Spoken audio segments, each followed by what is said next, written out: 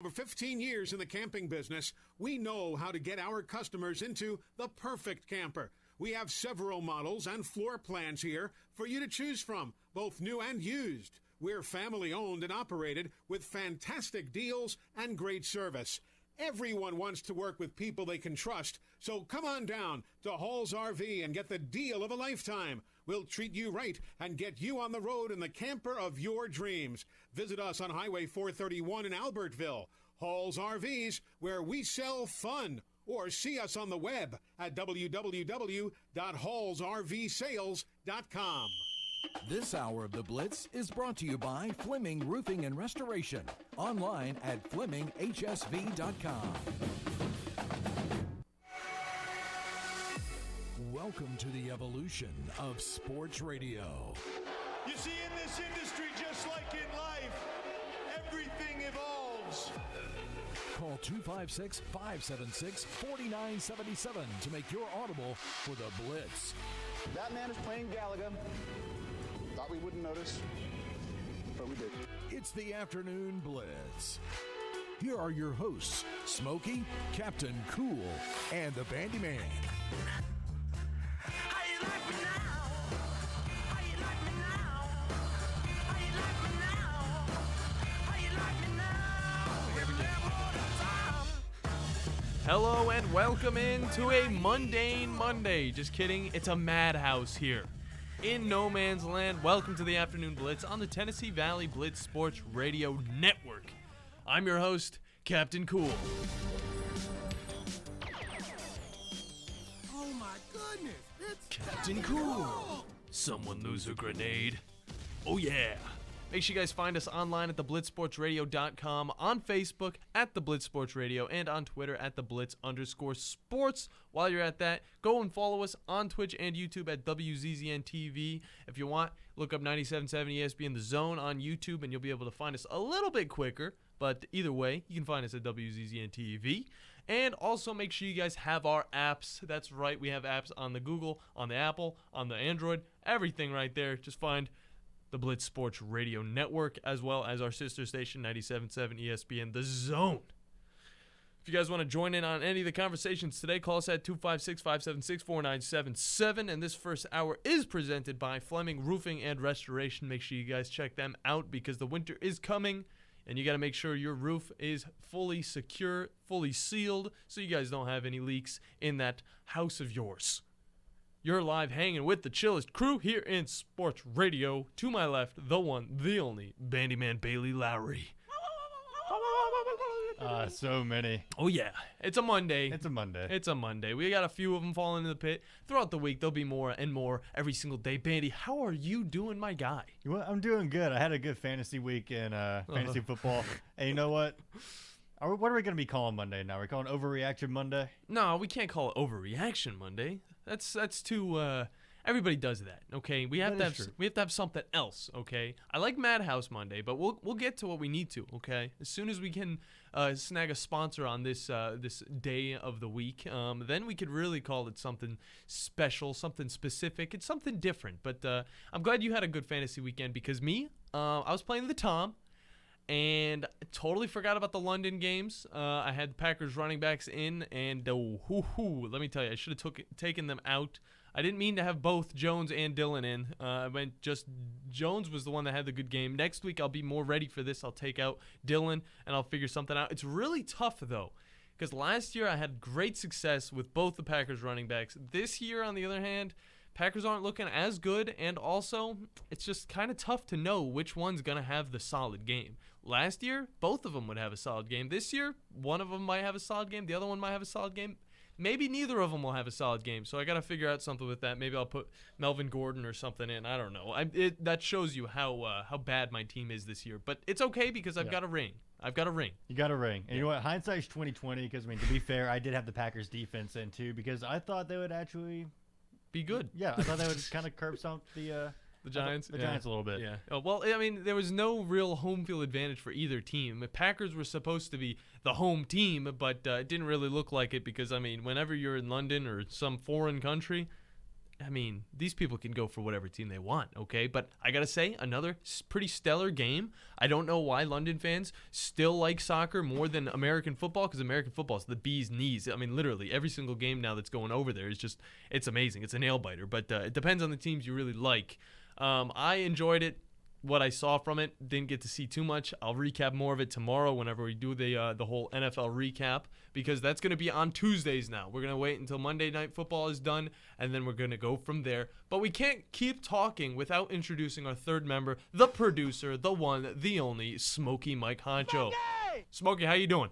Dixieland Delight is a song about Tennessee, and you Bama fans need to stop it. Oh, my God. We're already starting? You're such a gatekeeper, man. All right. Damn right I'm a gatekeeper, and it is hate week. Hey, okay. It is Bama Tennessee hate week, and it's a beautiful thing because in 5 days, come 2:30 Central Time, in the glorious city of Knoxville, Tennessee, 15 years of demons will be exorcised coming up as Hendon Hooker will lead the Tennessee Volunteers to the promised land and get his Heisman while doing it.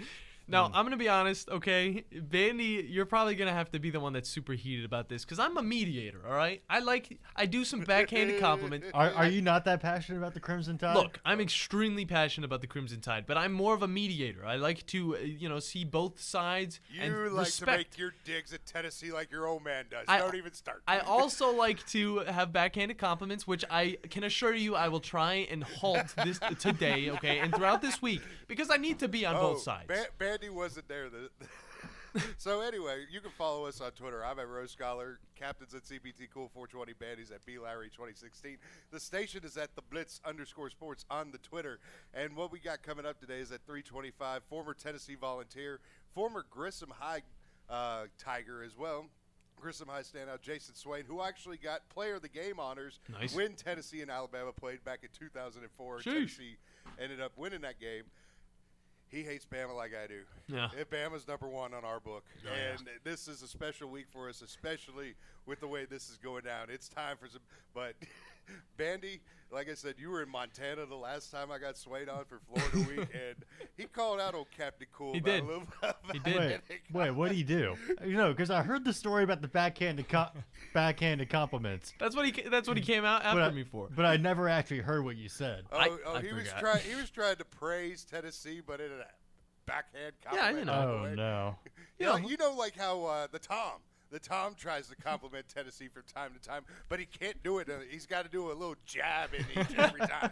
It's really tough, okay? It's genetic. It's really tough because, I mean, the past for Tennessee, it's always looked like it's always too good to be true whenever they're doing pretty good. But this year, I will say, they're doing pretty good, and they look amazing. I will say that. Bandy, don't take my Alabama Crimson Tide card away because I can respect all teams, but Smokey, you have something. Here's over there. also the other thing. Bama, this is why I'm even more in, like, dead set ball for life mode. You boys have not seen anything yet. Oh, I'm setting up now. No, you haven't seen anything yet. Especially when Bama fans are on this type of thing right now. And to watch. The mood is tense. I have been on some serious reports, but nothing. Serious reports about Bryce Young. Okay. Because I have already been hearing a lot today from the Bama faithful. They already know that if Jalen Milroe starts this game against Tennessee, it's over. Practically the no streak is doubt. done. Yeah, then whatever. Those guys aren't real Bama fans then. Have faith in your team. They don't have faith in their team. Not Why after not? that. Did you see the Texas A&M game? Hey, Bandy, So? There's some question marks here. Bandy, take a look to your left. Go to the cool edit. Do you see that untitled that has the 3 in the parentheses? Oh, God, I'm scared. Did he leave something? I left a present. Oh, he left a You present. left a present for me. Does he just play this? Just play. Just highlight it and play it. Okay, just play it. All right, hold on. Let me get this prepped. He's All getting it right. prepped, All okay. right, I'm putting up the slider. All right, here we go. How we doing? Good. No, that's not it. That's a different one. Oh, okay. No, I didn't click on the untitled It 3. should be right next to the King of the Hill one. All right, there we go. And I'll be honest with you, Bryce Young has to play for Alabama to have a shot, okay? I'm just going to say it. Against Tennessee, because Tennessee is going to score. They're going to score. Yeah. Was that Drew DeArmond? That was recruiting Blitz host Drew DeArmond on Talking Ball on our sister station 97.7 ESPN. This morning, Bryce has to play. Well-known Alabama fan, by the way. Well-known Alabama fan. So, Bandy, do you want to take his Bama card away? No, I'm not going to take his Bama card away. But at the same time, he didn't look bad. You gotta again. This is a streak that we have been kept going for over 5,000 days. They haven't beaten us. Over 5,000 days. It's crazy to think about. And we plan to keep on keeping that streak going. Keep it chugging ain't along. happening this week, buddy. I will say this, okay? Since I did vouch for Jalen Milroe. I said that this guy is gonna surprise a lot of people. I was talking to Tom about it the whole time. I was telling him he's got an arm. He can chuck the ball down the field. In the game, he didn't do any of that. It was run first and pass second. And when he tried to pass it, he didn't get out of the pocket soon enough, or he got tackled, or he threw an interception. And whenever he did run it, he looked spectacular. He is one of the fastest players on the team, but he needs to know how to put the ball to his chest, and he needs to run safe and quick at the same time instead of just quick and forgetting about that football, because those 2 fumbles at the beginning of the game, not a good look for him. Yeah, but I trust Saban's process going into this. I trust his preparation and what he's going to be doing in practice this week and what he's telling the guys on how to prepare for this game. Hey, I hope that if Jalen Milroe does get the start, it's questionable right now, but if he does get the start, I hope that he's ready for it, because that Tennessee defense is not anything like Texas A&M's defense. Yeah. I mean, we definitely need to see a different team than what we saw against Texas A&M, and I have faith that during this week in practice that we're going to see that on Saturday. All right. Have faith. I have faith. I have a good bit of faith right here. Yeah. But also, we're going to have some fun going on today, too. Yeah. You've got your NFL recap, or are we doing that tomorrow? That's tomorrow. Yeah, we're going to stick to tomorrow or Tuesdays for that, just so we have all of the NFL games to go over. So we got what's cool coming up in the next segment. Let's see. We got a little bit of contribution from, I know Bandi's got Game Pass. Talking about Game Pass coming up at the top of the 3 with the play-by-play as Game Pass announced a good bit of quiche. And speaking of quiche, On3 has just updated their NIL 100. And that's something that I want to bring up in the cool segment with nice. Just because the top 10, actually the top 15 are quite interesting. Because in the top 15, here's what you got. You got 2 females. Let's go. You've got 2 people with the SWAC. Two people in the SWAC, of all things. And I'm not talking SEC. I'm talking SWAC. You know, that one that Dion and Eddie Robinson Jr. decided to have a scuffle over about how he's not SWAC. I'm SWAC. If you know what I'm talking about. We know. And then also the top 2 aren't even in college yet. Sheesh. So that's going to be fun. But what else you got coming up? What's cool, Captain? Kids are making a lot of money. Take us to see. Kids are making a lot of money. But, yeah, what we got coming up in the Captain Cool section of the show, we're going to be talking about a little bit of the college football AP poll. Ooh, it's a lot of interesting stuff with that, as well as a Tennessee player that may or may not play in this week's matchup against Alabama. It's going to be a big thing, big implications if he doesn't. And then coming, things you got to know in today's show, because today is Monday, October 10th, 2022. Spooky Day is coming, guys. It's coming very quick.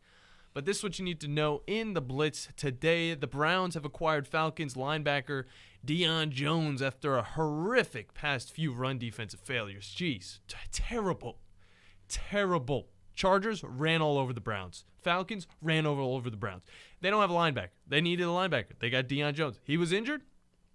Maybe he'll be ready to play for the Browns, and maybe he'll make some crazy changes. But, yeah, the Browns traded a late-round pick for the star defensive, because he's a star. I will say he is a very good player, okay?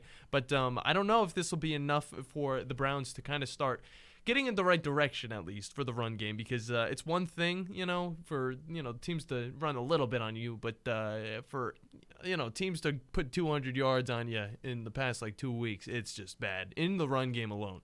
Terrible. But I'm looking forward to seeing how Jones could play. He played very well on the Falcons. He even went to the Super Bowl with them, and I believe that was his rookie year. Spectacular player, though. He has a lot of interceptions. He runs down the quarterback like it's nothing, okay? Moving on. Brian Robinson. Yes, he came back. He's back. He played football this weekend. He ran out to many men, okay, by 50 Cent, which is pretty badass, I will say. And I love how he's making this as badass as it actually was, because this man did come back from getting shot multiple times, and he came back quick. And I've been talking about it a lot. What's not badass is the underwhelming performance that he had against the Titans, garnering 9 attempts for a measly 22 yards. That was an ugly game. It was a bad game, just overall. I don't know. Yeah. Those teams, I mean, they're just fighting for some sort of hope, really, in their seasons. Well, granted, now Tennessee is the leader in the AFC South. They are, barely, but they are. I feel like the Jaguars might pull ahead of them. Colts, I don't think the Colts are going to pull ahead of them. Okay. And then don't forget about any other team in that. I'm not even going to talk about the rest of the other team. But and then we're going on to that'll be more talk. We'll talk more about the game tomorrow on the NFL recap. But then going on to some more NFL talk. The Panthers said "sit" to coach Matt Rule after a lackluster 1-4 start. But honestly, with the pawns that at his disposal from this season, it couldn't have been all his fault, right? Well, in the last 3 seasons as the head coach for this team, he's won a total of 11 games. 11 games, okay? With none of his seasons ending with more than 5 wins. So you could say, blame it on Baker, blame it on the team, blame it on the defense. But he has not shown anything for this past few years as the head coach of this team. So, the Panthers said see ya, and we'll see who's coming up next to take that helm. Hopefully it can be better than the way he had. It's not saying too much. Moving on, baseball talk. Padres upset the Mets after their embarrassing performance leading into the postseason. And along with the fun watching an underdog team beat the once powerful Mets, we got to see a funny substance check on Padres pitcher Joe Musgrove's ear. Okay, this was a goofy one, guys. Let me tell you, watching a grown man get his ears fondled by another grown man never gets old. The Padres win 6-0 and advance to the Dodgers tomorrow. It's going to be a hell of a showdown. Let's just hope there's no fondling of the earlobes, because let me tell you, guys, I've seen some funny substance checks in baseball before, like umps brushing hair and, maybe, touching the hat a little bit, but fondling, he went deep into that ear too. He was all around. Do you like it when your woman fondles your earlobes? No comment. No comment. I'm just going to be honest. Moving on to some more baseball news. The Braves signed their rookie mustache magician pitcher Spencer Strider to a 6-year contract worth $75 million. Got him locked in until 2020, what, 8? I don't know. Do math, man. 6-year contract? Yeah, we talk about sports. We're not mathematicians, guys. Come on. I can talk numbers. I bet, yeah, you can. You know what? How much does Strider make next year? $1 million. He makes 3 the year after that. Yeah. Then he makes 20. Oh, then he makes 23. It's going to start really going up. He is a rookie. It is a very backloaded contract. Yeah. He's a rookie, so he's going to get a lot of money in the next few years. But as of now, he's still running on that rookie money. But whatever. Either way, get your money and get your dubs, because he's a spectacular pitcher, and he's got one hell of a mustache, okay? And then the Bandi Man later on in the show is going to be giving you the ins and the outs of the Smash Bros. Melee Tournament Big House 10, as some unlikely characters reached into the finals. And possibly won. I don't know. And then he'll also be talking about the beta for Street Fighter 6 as he does. And he'll also have a good little story from Far Cry 6. I have no idea what he's going to be talking about. It could be a terrible story. It could be a great story. Either way, I'm all here for it. Okay? That's all. I'm all here for it. This weekend, guys, I had a spectacular weekend. Thanks for asking.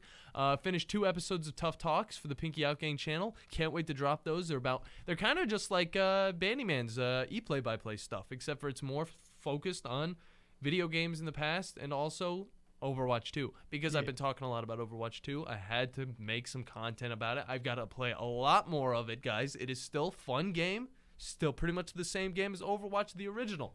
I also did a Tough Talks over the PSP. If you guys noticed, on stream, I did bring the PSP and the PS Vita into the studio so I could play a little bit of Madden on that and some NASCAR as well, and I had a spectacular time with that. So now I have enough knowledge to go back and reminisce on it and talk about it in a video that'll probably get a little over 100 views. But who knows, because that other video is popping off. And, I just got something, too, for the ePlay-by-play. I'm about to send Bandi. Perfect. Oh. Perfect. We love to hear new content, new news coming into the show every second. It's very nice to the eyes. Let's just put it that way. Oh, boy. Yeah.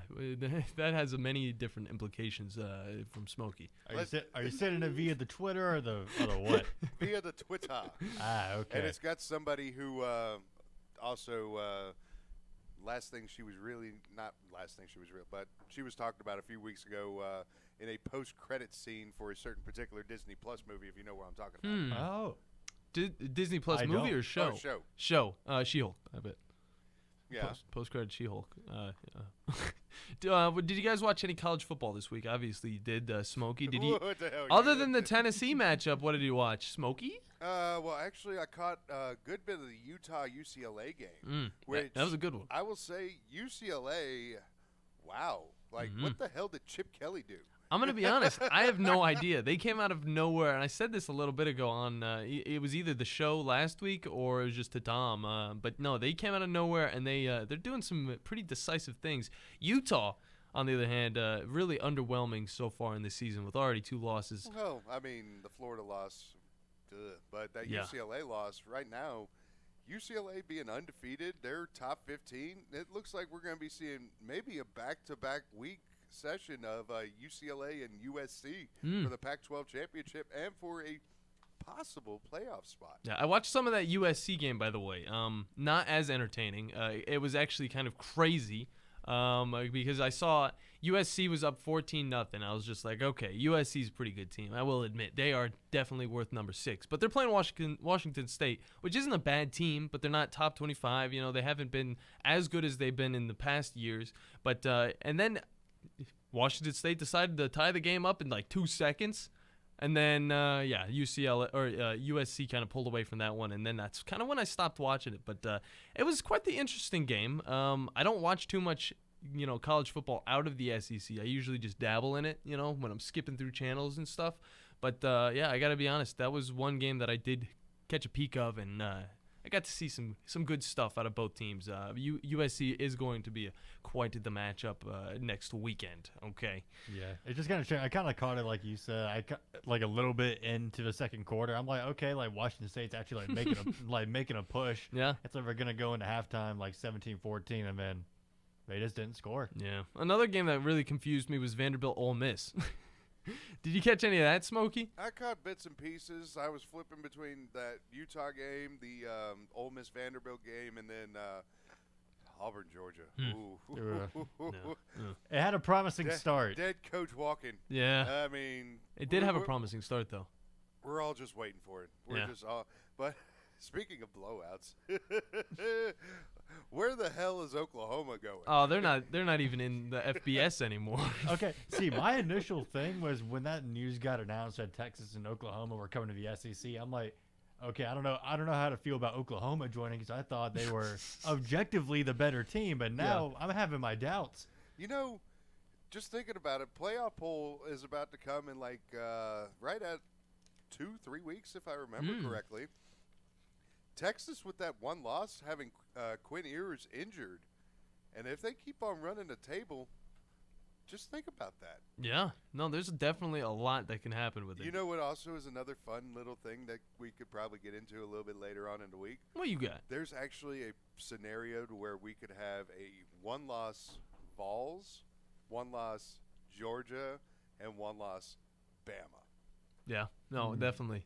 Imagine the playoff talk if that happens. There'd be a lot of question marks, I'll say that. Okay, first off, Tennessee's looking spectacular. If they could beat Alabama, I think they'd have a pretty good chance at beating Georgia. Just think about this. We were looking at the Bama schedule at the beginning of the season, and we saw like, all right, yeah, this is going to be difficult, this is going to be difficult. But starting this week, this is going to be a hell of a run for Alabama, as they've got the Vols, then they go to Starkville, if I remember correctly, next week, then take the bye week and have LSU, which, I mean, LSU looked bad this past time, and they've beaten Mississippi State, which I'm confused by that one now, and then Ole Miss comes, they go to Oxford right after LSU. Yeah. That's a hell of a 4-game stretch. Yeah, Mississippi State's going to Alabama, so that game will be home, but that will it'll be the last one until, LSU and Mississippi or Ole Miss goes up against them. And those are these 4 games in a row are going to be challenging. LSU a little less, just seeing what happened in the Tennessee game, but Tennessee also was just destroying them. Their defense was just getting through the line. And again, I want to talk more on that later because I do say this. Tennessee's team is looking a little elite. So, wait, what? Did I hear that correctly? Yes. Do I have earwax in my ears? They are looking elite. And Abraham actually called the Vols elite? I can say it. I like being in the middle. Again, mediator. I can be honest about some teams. You know, and if I told your dad about this, he'd probably be like, well, he did pick Anthony Richardson to win the Heisman. Yeah, I did do that. Also, I can also say that Auburn does suck. So I can say that. And that's all that really matters at the end of the day. I will say, though, my Heisman pick, oh, buddy, I'm loving it. Watching that LSU game, I can agree with you there. Okay, Hendon Hooker is a stud. All right. But we'll get more into these conversations after we come back from break. You guys stay tuned because you're listening to the Afternoon Blitz. Bailey Custom Boats. We knew our boats were special when we would stop at any outdoor store to stock up on supplies for a boat trip, only to come back out to the parking lot and see people standing on and around our boat and a confused sales rep telling them it's not for sale and they don't even have that type of boat. Fast forward a few years, and now you can buy your very own one-of-a-kind Bailey Custom Boat. We hand cut our wood from cypress we pull from the river in Mississippi. There's a lifetime warranty on the bill, faster and more maneuverable like a ski boat, and better fuel mileage than any pontoon on the market. With 350 horsepower, a Bailey Custom Boat will go 0 to 60 in about 6 seconds, and our custom boats are Coast Guard approved for offshore and virtually unsinkable. We'll be showcasing our custom boats at different lakes over the next few weeks. Find out where at BaileyCustomBoats.com on YouTube, Instagram, and TikTok. We're taking orders now for 2023 delivery from April to May. You gotta pay to play. BaileyCustomBoats.com.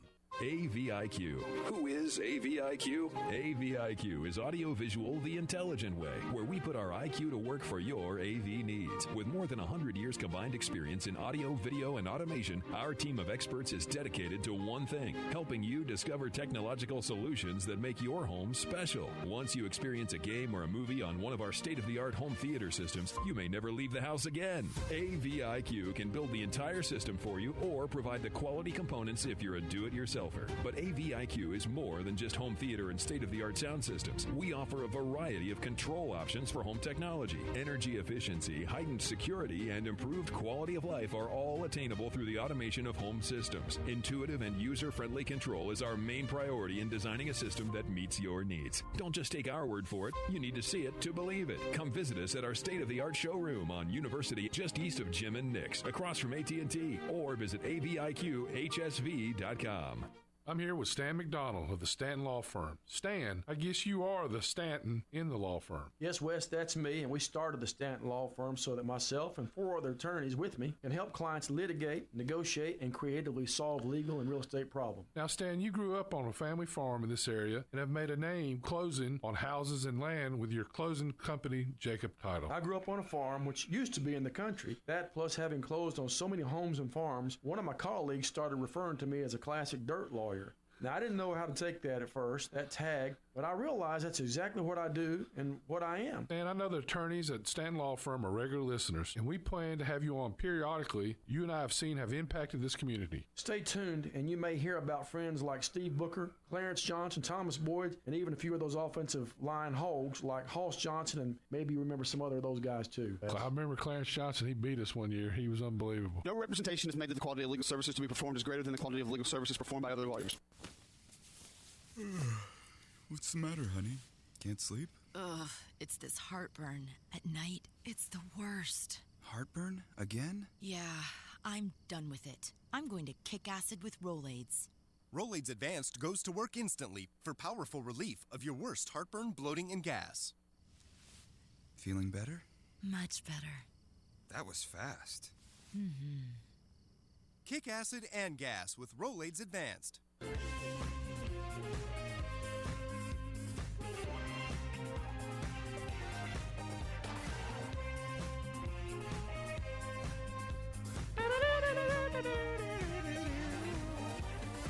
Hello and welcome back to the Afternoon Blitz here on the Tennessee Valley Blitz Sports Radio. Honestly, whenever I hear that opening song, I keep thinking, rah, rah, rah, You know that song, Bailey? You know that song? Yeah, I think so. Yeah, by the way, to my left, the Bandi Man. To my right, behind the glass, spinning the tracks, keeping us on the airway, the Smokey Mike Honcho. If you guys want to join in on any of the conversations today or make an audible, call us at 256-576-4977. And remember, this first hour is presented by Fleming Roofing and Restoration because they show up and they do a hell of a job. I will say that. Isn't that right, Bandi? Yeah, that's right. Yeah, that's right. Now, we got a little bit to talk about. Not too much, because I know you guys want to throw in your little contributions to the cool segment, but the college football AP poll has been shaken up kind of a bit. A big bit, actually. And then Tennessee has a huge challenge this week, but they might be missing one of their star defensive players, and I'll tell you guys why. That's all coming up on What's Cool. It's getting hot in here. Hot and so hot in here. That's spicy meatball. So it's time to cool down with Captain Cool. You know what cool is? Georgia You're looking at. being number 1. Yes, that is right. Georgia is back at the top, being number 1. They did a great job destroying Auburn this weekend. But before that, I mean, they've kind of had a little shaky time. Being number 1 takes a lot of responsibility, guys, and I don't think being that close, who was it? Kent State? Was that Kent State or Kansas State? Kent State. It was yes. Kent State, yeah. Kent State. Action. Yeah, Kent State, scoring the amount of points they did against Georgia. I don't know if that's a number 1 team right there. And then second, Ohio State, who jumped over Alabama, and now Alabama's sitting at number 3, while Ohio State's sitting at number 2. I don't know if that's valid yet. We'll have to wait and see. Ohio State's a decent team, but I mean, you look at their schedule, guys. Look at their schedule. It's whack. It's not that top tier, okay? But it does make the this week's matchup, at least the one that we're talking about a lot here in No Man's Land, that is Alabama versus Tennessee, a little bit sexier, okay? It's getting closer because now Tennessee's sitting at number 6. They went from 8 to 6. Okay, Tennessee had an amazing performance against LSU, just completely shutting them down. Their defense was spectacular. Again, I want to talk more about Tennessee's football, but I'm going to wait until we have the Tennessee guy on to talk about it, okay? But we'll see what happens with all of that, because we'll be talking with Jason Swain with Sports Animal 991, was it 991? WNML, the sports animal up in Knoxville. Yeah, does a great job with that. It's also the flagship Tennessee station. Flagship Tennessee station, guys. We'll be talking to Jason Swain about that. And then elsewhere in the top 25, TCU has finally dealt Kansas's first loss of the season in insane fashion. It was a very close game, very good matchup. Gives me reason to say that Kansas actually belongs. Okay. Really do. They do belong. They have one loss in the season that only came from TCU, which TCU last week showed why they were so good because they demolished Oklahoma. Guys, they demolished them. But now it's not as valid because Texas also demolished them. And Oklahoma's just gone. They said, see ya, I don't want to be in the AP poll anymore. Okay? And if this isn't ridiculous enough, Sunbelt great James Madison has entered the top 25 after only 5 games at the FBS level. Hey-o. Let's go. Big stuff right there. That makes me give a little. But let's look over their season, okay, and who they've played, because I want to know if they're actually a valid team for this top 25. Okay, it's a very high competitive season, I will say. They ain't played nobody, pal. Okay, but let's go over it. All right, the first game was against Middle Tennessee State University, baby, MTSU, which I used to go to a lot of their games, Bandi. I don't know if you knew that. I just wanted to let you know that just so you know a little bit more of my life. Oh, nice. But MTSU was the team that did take down the Hurricanes a few weeks ago, and they looked pretty decent. But at the same time, they're losing to some random teams all over the place. Okay, I think they lost to, who was it, UC? No, it was UAB the other day. Was it UAB that destroyed them? Which UAB is a good team, I will say. But MTSU goes and beats freaking Miami and then goes and loses to UAB. I just don't understand it. I guess it was just a flunk. But yeah, James Madison beat Middle Tennessee the first week of the season, 44-7, pretty good. Week 2, James Madison crushed Norfolk State. Yeah, I guess they're still playing teams that they played last year. 63-7, and then week 3 they actually beat a solid App State team, 32-28. App State, one of those teams that's always kind of been a question mark because they've been pretty decent, beating big teams for years, but they just can't make it solid. They can't just get deep into the top 25. So still pretty valid win right there. Then Texas State. They beat Texas State 40-13. And then just the other day, they beat Arkansas State 42-20. Real question is here, guys. Do they deserve to be in the top 25? Do they really deserve to be in the top 25? I mean, I'll tell you guys why, but I need to know. Bandy, what are you thinking? Okay, James Madison, 25 in the country. How do you feel about that? Well, I mean, honestly, taking a win over a pretty good Appalachian State team that got the win over Texas A&M, and then another one in MTSU beat Miami. I mean, I'd say being 5-0 after beating teams like that were pretty much arguably at their peak during that time when they were beating those good teams. I'd say that's a pretty good accomplishment, and yeah, that deserves a 25 spot. Okay. It's a Sun Belt team. Smokey, how do you feel about this? They ain't played nobody. They haven't played anybody. I will say. You know what? Here's the thing. These types of polls right now, that's just the numbers are for appeal. Yeah. For television appeal to the casual fan. Yeah. So if you see James Madison with the 25 next to it, then you're like, oh, I might be more inclined to tune into it. Just like if you see Illinois and Burt with a 24 right next to it. How about that? Burt. He's going to be hopping on the wife here.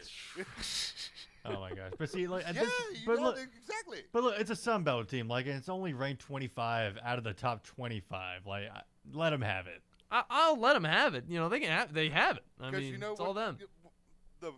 It don't hurt nobody. The playoff poll comes out in 3 weeks. We'll find out then. Yeah. No, you're right. But who do you think? I mean, there's plenty of people that could probably be replacing them, okay? There's definitely plenty of teams that could replace them at 25. But I will say for now, James Madison being 25 in the country is pretty unique, pretty cool. And 5 games to do it, I mean, that's quick. But in a few years, you know, when James Madison might not have some good seasons, it's going to be a lot harder. They're going to be 5-0 in like 2030. And you know, maybe a few past bad seasons, which right now would be the future, you know, it might be a little bit harder for them to get into the top 25 that easy. Did you put out what the name of James Madison is? Like, you know what their mascot is? I forgot exactly what it is. The Dukes. Yeah. I saw that, yeah. And the Bulldog is their mascot. Very cool. It's James Madison. I mean, that guy, he's a founding father. Yeah, he's a founding father. Yeah, he's the 4th. Was he the 4th? Ah, jeez. Yeah. I used to know all. I don't. Was he? It was Washington, Adams, Jefferson, Madison, Monroe. I thought there was another. When was another Adams? There was another Adams. John Quincy Adams sitting at number 7, if I remember correctly. It was either 6 or 7. We're not. Actually, it might be 8. And we're not freaking historians either. I think it was 6, but I don't know. I used to learn of the presidents. I love the history of this country, but geez, guys, there's so many presidents, so many. 6 sounds like a Jackson. I need to show you all the president rap during this break. Yeah, next break. That's probably. I mean, you should know if you know the president rap. Come on, rap it for us. No. Okay. Well, now I'm a little upset. I'm a little upset.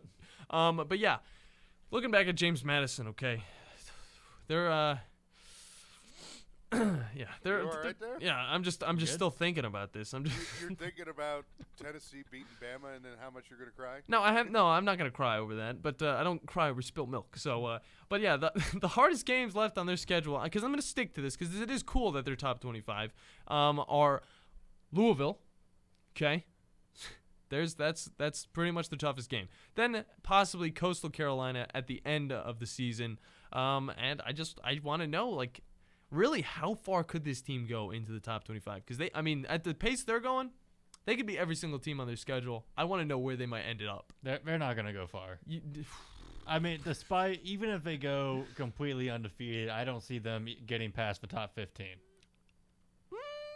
I mean, just on strength of schedule alone, we could put some money down on where they're going, but you know it's Alabama, so we can't really bet. I'm gonna say, we can, or maybe even they might scratch outside the top 10, like 11 or 12. Yeah, but I don't see it going anywhere further than that. I don't think it'd be valid enough for them to go past to the 10. I'd say 12 is probably where they're gonna max out, if that, and that needs to be a lot of teams losing, which that's peak. Yeah, it's possibly going to happen because we got a lot of these big matchups coming up, especially in SEC. So a lot of teams will be going back, a lot of teams will be going forth. It's just like there's a lot that can go on. But now moving on to a team that actually is valid is Tennessee, and they got a big challenge coming up this week, having the former number 1 team, Alabama, come to town. And the possible backup quarterback situation with Jalen Milroe to start, depending on the circumstances, with former Heisman Trophy winner Bryce Young's injury. Now, again, I want to talk more about a lot of the implications on the game later on the show. But for now, I can talk about Tennessee's little problem they had. And it's a little problem. It's quite a big problem, actually, guys. Tennessee might also be missing some key pieces in their matchup this week. One Mr. Jalen McCullough. There he is. There's his name. Defensive back was arrested and charged with felony assault. Now let's talk about this story a little bit, guys. Yes, let's definitely talk about it. And hey, you can definitely back him up because I'm gonna probably back him up a little bit here. Okay. Balls are back. Balls are back. But McCullough might not be. But McCullough allegedly pursued and punched a man who mistakenly entered his apartment. Okay, first off, red flag. You're entering somebody else's home. I know it might be an accident, but still, that guy has all the right to punch you in the face, okay? After mistaking it for his friend's place. So this guy walked in, he was like, "Hey, what's up?" He's like, "Oh, this isn't Kyle's house." He gets punched in the face by a star player, football player at that. Luckily, it wasn't an offensive lineman or anything like that. But when the man tried to apologize and leave, McCullough allegedly punched him in the face and knocked him down the stairs, where he lost consciousness. Yikes. Yeah, McCullough has been starting for the Vols defense for 4 years now, so this loss could mean big implications to the rivalry matchup this weekend. This is the closest Tennessee has been to Alabama, and they haven't beaten them since 2006. So, Smokey, how you feeling about this since you're the big Vols fan? I'm feeling fantastic. Yeah? This has probably been the most hype I have been since... Ooh. It's like he didn't even hear a word you Yeah, said. I know. Get the tunnel vision out of your ears, man. Okay. But also the other thing is that this dude, Mr. McCullough, had a drunk man decide to just knock on his door and walk right in. Okay. Yeah. I mean, if you had a drunk man walk right into your apartment, what would you do? I would probably punch him, but it's like I'd probably punch him once. But again, chasing him down, like if he comes in and starts here's the other instigating. thing, too. But it's also chasing him to the stairs and then punch him down the stairs. That's that's overkill. Man admitted to being drunk to the police. How viable is his statement? Let's be real. And he did say he apologized. Yeah, he did say he apologized, which I don't know. A drunk man apologizing? But still, the other thing is that you got to defend, and you got somebody coming in there like that. I mean, drunk man, you don't know what a drunk man's going to do. And you're right there. Okay, when I first saw this story come up, I was like, this is totally valid. The extra stuff that was told was a little much, like him getting punched and falling down the stairs after the man apologized, which, again, it's allegedly, so we don't know if it's actually what happened, but we'll figure it out. But getting arrested for something like this is just defending your own home, your own space, your spot, your privacy. Yeah. That's valid. That is valid. So I'll give it the valid check, and I'll say this drunk man probably should maybe keep the number on his wrist or something where his friend's house lives. So, well, there you go. Guys? Just put a bell on him. Yeah, just put a bell on him. Put a bell on the freaking human being, yes. The hearing is November 18th, though, so the way the investigation is going to have to go is UT's going to have to figure it out quickly. Yeah. And I will probably be honest with you. Since the hearing is on November the 18th, we're probably not going to see him play against Bama. Yeah. So, there you go. They're going to err on the side of caution more so than anything else. Of course. Kind of like why Bryce Young did not play against Texas A&M. Okay. Not even close. Yeah. Well, I mean, he was on the field. He was doing stuff. He just wasn't throwing the ball. he was getting the snaps, and then he was just standing there. But I knew that there was no way that Bryce Young would be playing that game, okay? But it was a lot closer than I thought, okay? Jalen Milroe really, he surprised me with how many turnovers he actually did. I mean, he was almost the sole reason why that Alabama team almost lost. Honestly, his running game is fine. Keep the running game the way it is. That's easily fine. As long as he holds the ball close. No, as long as he holds the ball close. That's easy to fix, though. Yeah. As long as during practice, you just focus hard on passing throughout this week and just hitting your targets. Yeah, they're going to need to be able to pass we'll be fine. This Tennessee defense. And they got to be quick with it, too, because that line will get to you. like they did against LSU. However, LSU's quarterback was a little bit hindered with his injured leg. He still looked fine when he was running, but he definitely wasn't as quick as he usually is. But now, guys, this is the part of the cool segment where I ask you to drop your cool stories. My computer's falling apart. I got my little nubs falling off my computer. Dang it. Oh, no. Yeah, see these the black nubs on the bottom? Yeah, it sucks. But yeah, you guys throw in your cool suggestions, throw in your cool stuff right here. Bandi, I'm going with you first. Go. All right. So, it's October. Yeah. Coming to Game Pass Ooh. later this month. Persona 5 Royal. Of course. But we also got the announcement. It's officially the end of the Persona 25th anniversary celebration. And we finally got the release dates for when Persona 4 and 3 are coming to Game Pass as well. Nice. And January 19th, 2023. Okay. So play the old games. They're fun. Yeah, they're coming quick, too. 4 is kind of like part 4 of JoJo's. You would actually Is it really really? enjoy it. Yeah, you would really enjoy it. And then part 3 is really dark. Part 3 is like really serious for some reason. It really hits you over the head with the story. I forgot. I think I played Golden. Persona 5?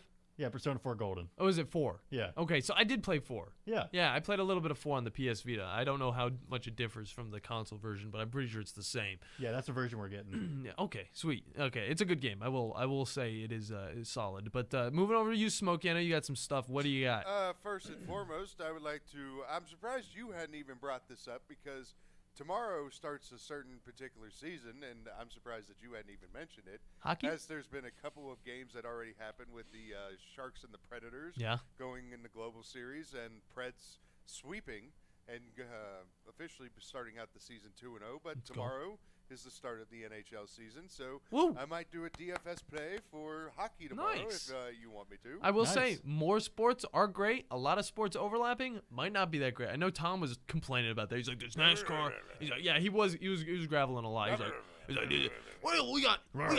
I'm trying to watch NASCAR, Talladega. I don't even know who won." He's like, "Was it? Who did he say?" Chase Elliott. Yeah. Okay, so Chase Elliott did win. Yeah. Okay, he made a guess, so I mean, he knew he got it right. But then he was like, "There's hockey." That's just the Tom show there. That's it.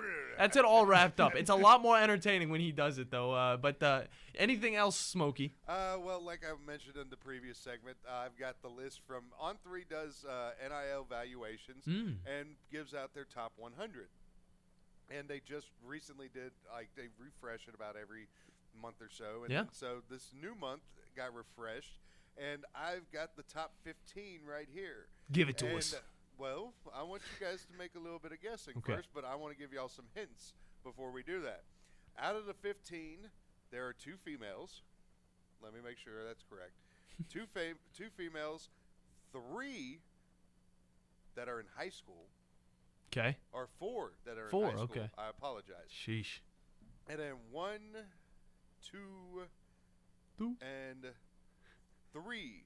3 are basketball. The rest are football besides the females. Of course. So, any guesses real quick, and I'll let you know if they are in the top 15. And 2 of the 15 are in the SWAC. Okay. I think I know what one of them is. For the SWAC league, at least. Right. I think it's the one star wide receiver that went to. No, it's not the guy that went to Jackson State. You're right on the school, but you're wrong on the person. Huh. Well, I can't tell you who then, because I know nobody on that roster. Shadur Sanders. Oh, quarterback. Yeah. Jackson State. Makes sense. Dion's son. Yeah. Oh yeah, and that's the other thing.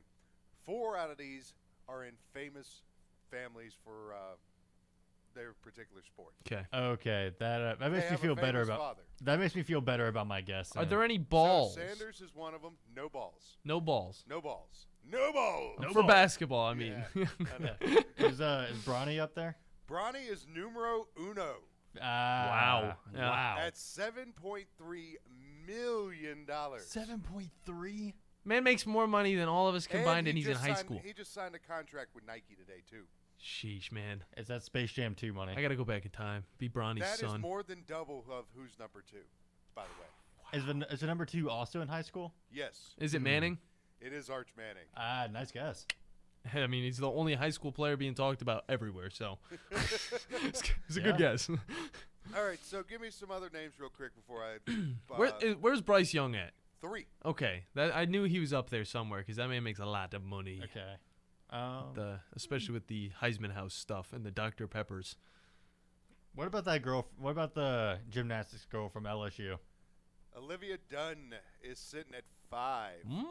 Okay. Makes sense. Have you seen Olivia Dunn before? I remember when I was scrolling him TikTok back in the day, I remember seeing her a few times. Everybody was like splooging over her. I was just like, oh, she's still around. It's just another woman. She's still being a gymnast at LSU. Yeah. So you could check her out on SEC Network on those Friday night bars, whatever.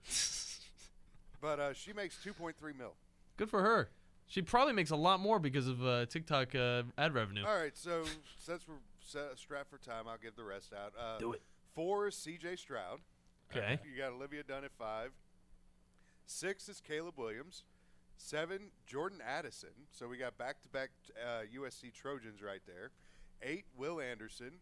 9, Bijan Robinson and that mustard that he puts out now. Nice. By the way, have you seen the new bottle cap that they've set for that mustard bottle? I didn't. It's the gold hat from the Red River Rivalry. Oh, that's sick. That's so cool. Suni Lee, Auburn gymnast at 10, former Olympic gold medalist. Mm-hmm. Hansel Emmanuel is another high school who just committed to, I don't even know what NSU is.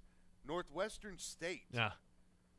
So, Northwestern State has somebody in the top 15. What sport does he play? He's basketball, the Life Academy out of Kissimmee, Florida. Brock Bowers is sitting at 12. Shadur Sanders at 13. Shakir O'Neal is at 14. Right there on the line. He's going to Texas Southern. Interesting That's choice. your other SWAC guy. That's an interesting choice. And then last but not least, Nico Iamaleava. Okay. I don't know who that is. That's the $8 million man for Tennessee. Good stuff for all of those young kids out there. Makes me want to go back in time and actually pursue football a little bit better. You want to try and get NIL deals more so? I should. I mean, that would be sick. Walking around your high school, just having so much cash on you, driving to school with the freaking Lamborghini. There's so many things you could do. Also, young kids probably shouldn't be the ones that are carrying that money. It should probably be regulated a little bit more, but that's a question for another day that everybody's probably talked about already. But we're going to hop into a little bit of a break right now. When you come back, we're going to be previewing the second hour, where we're going to start with Bandi's E-play-by-play, as well as our Tennessee talk, which is going to be very exciting. That's all coming up on the Afternoon Blitz. The Blitz has been called. This is Wes Neighbors with Philip with Eagle Insulation, and we have an announcement to make. Yes, Wes, we are now Eagle Masonry and Insulation. Still a place to call for your installation needs, but now we offer masonry services. What kind of masonry projects can you handle? Wes, no job is too big, no job is too small. We can do renovations, new construction, outdoor fireplaces, fire pits, brick landscape borders. Well, when you came out to my house, you did both the insulation and masonry at the same time. You guys did rock for me, you did brick for me, and you insulated my house. That's usually done at the same time that you're building a house. Absolutely. It really capitalizes on two services you need at the same time, and you can get one company to handle both of those. Philip with Eagle Insulation will come out, do your installation. He'll do your masonry. They do a great job. They guarantee your work. Check out more online at insulatedwitheagle.com and schedule your free examination today. 256-755-1556. Thanks, Wes.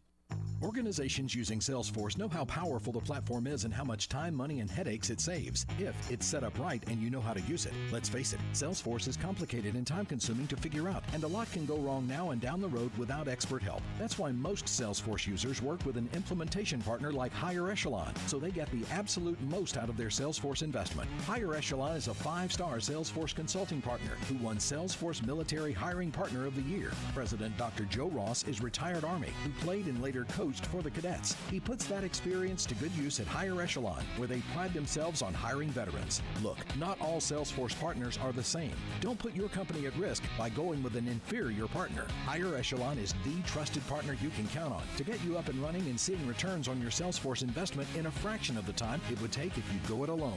Go to higherechelon.com. That's HIGHERECHELON.com to learn more. Go higher and go Army. Here's Bobby White from Woody Anderson Ford on their service department. President's Award winner 2 years in a row. That's only given to the top 10% of Ford dealers in customer satisfaction. So we're very proud of the service department. And our body shop. If you happen to get into an accident, which not a lot of people just want to go down and see a body shop, but if you get into an accident, award-winning body shop. We have state-of-the-art paint booths back there. They're waterborne paints that we use, friendly for the environment. We've got our production system, the way things are in and out. We have the fastest cycle rate in town of getting your vehicle in, getting your vehicle out, and assured that it's fixed right. We take pictures before it's wrecked, and not only after, but we take it as we're putting the parts on. All done to above industry standards. So I'm proud of our body shop, too. Don't forget our parts department. So, if you happen to need parts, performance parts, or just parts if you're a weekend mechanic. Woody Anderson Ford, located at the corner of Jordan and Sparkman, as well as Hughes Road and Madison. You can also check out the great deals at WoodyAndersonFord.com. When I chose a garage door company, I did my homework. I needed Precision Overhead Garage Door Service. They have a 5-star Google rating. I checked the reviews and liked what their customers had to say. Precision Overhead Garage Door has lifetime warranty packages. Same-day service if I call before 2 p.m. If they can't make it the same day, my service call fee the next day is waived. They did a 25-point safety inspection on the door and operator. Now that's peace of mind. Residential, commercial, and gate services. Precision Overhead Garage Door Service. Call 256-400-4500.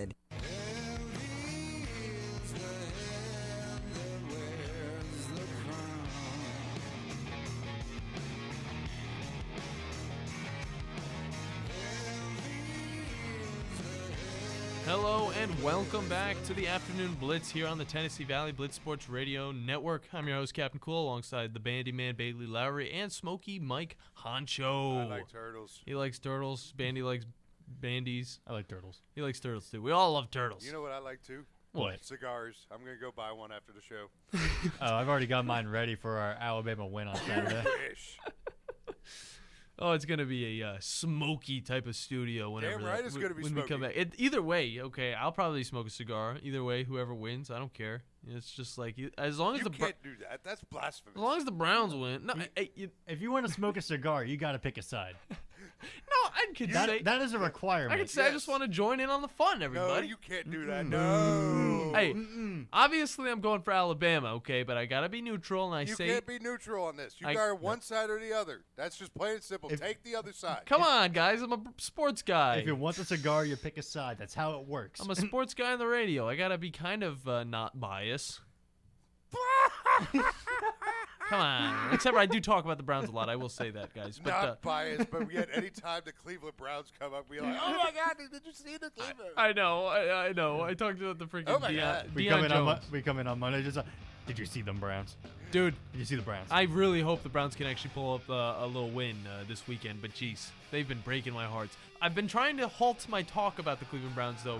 I'm very upset with them, but that'll all have to wait until tomorrow when I can really just pour out my feelings about that, guys, because we all, just me, Danny, and Tom, we all almost just cried and left the house for a few hours for a little ride, in the sunset. But we're going to take a little break. When we come back, the play-by-play with the Bandi Man, and then after that, we'll be talking with former Tennessee Vol, about a lot of stuff that is going on this week, because I know it's Tennessee and Alabama hate week. We hate them all. We just hate them all, but we love them at the same time. Stay tuned, because you're listening to the Afternoon Blitz.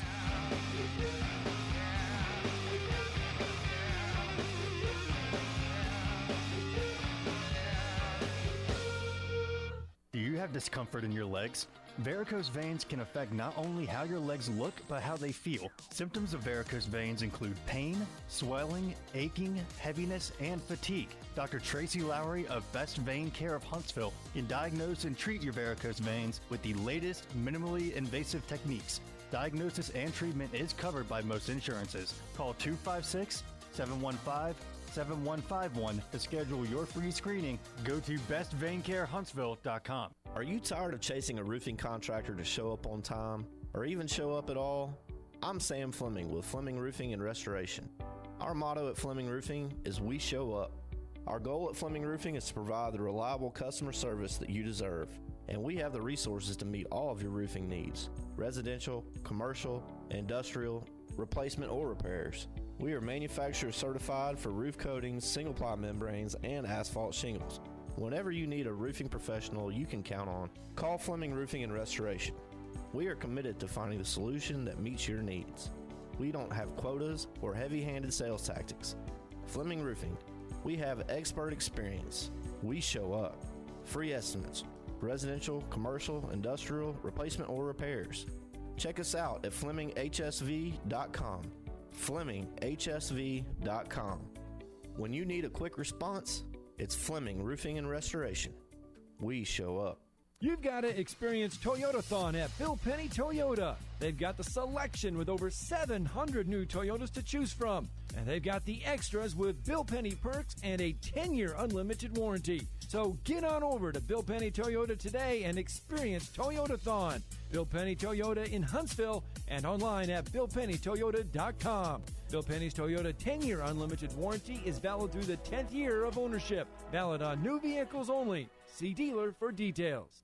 Hey folks, this is Arthur Seaton, managing partner at University Kia, here letting you know we are proud supporters of Madison Academy football. Stop into the University Kia today and shop our large selection of new Kias, including the all-new Telluride 8-passenger SUV, the stylish new K5, and sporty new Seltos.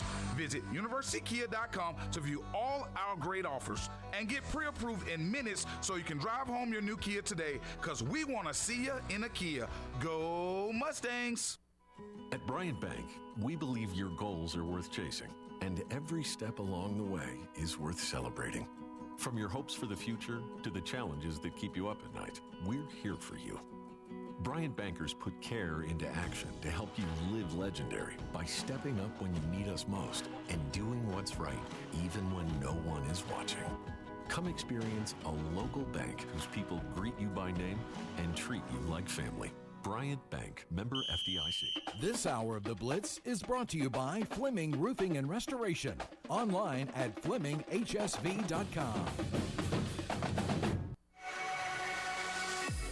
Welcome to the evolution of sports radio. You see, in this industry, just like in life, everything evolves. Call 256-576-4977 to make your audible for The Blitz. That man is playing Galaga. Thought we wouldn't notice, but we did. It's the Afternoon Blitz. Here are your hosts, Smokey, Captain Cool, and the Bandi Man.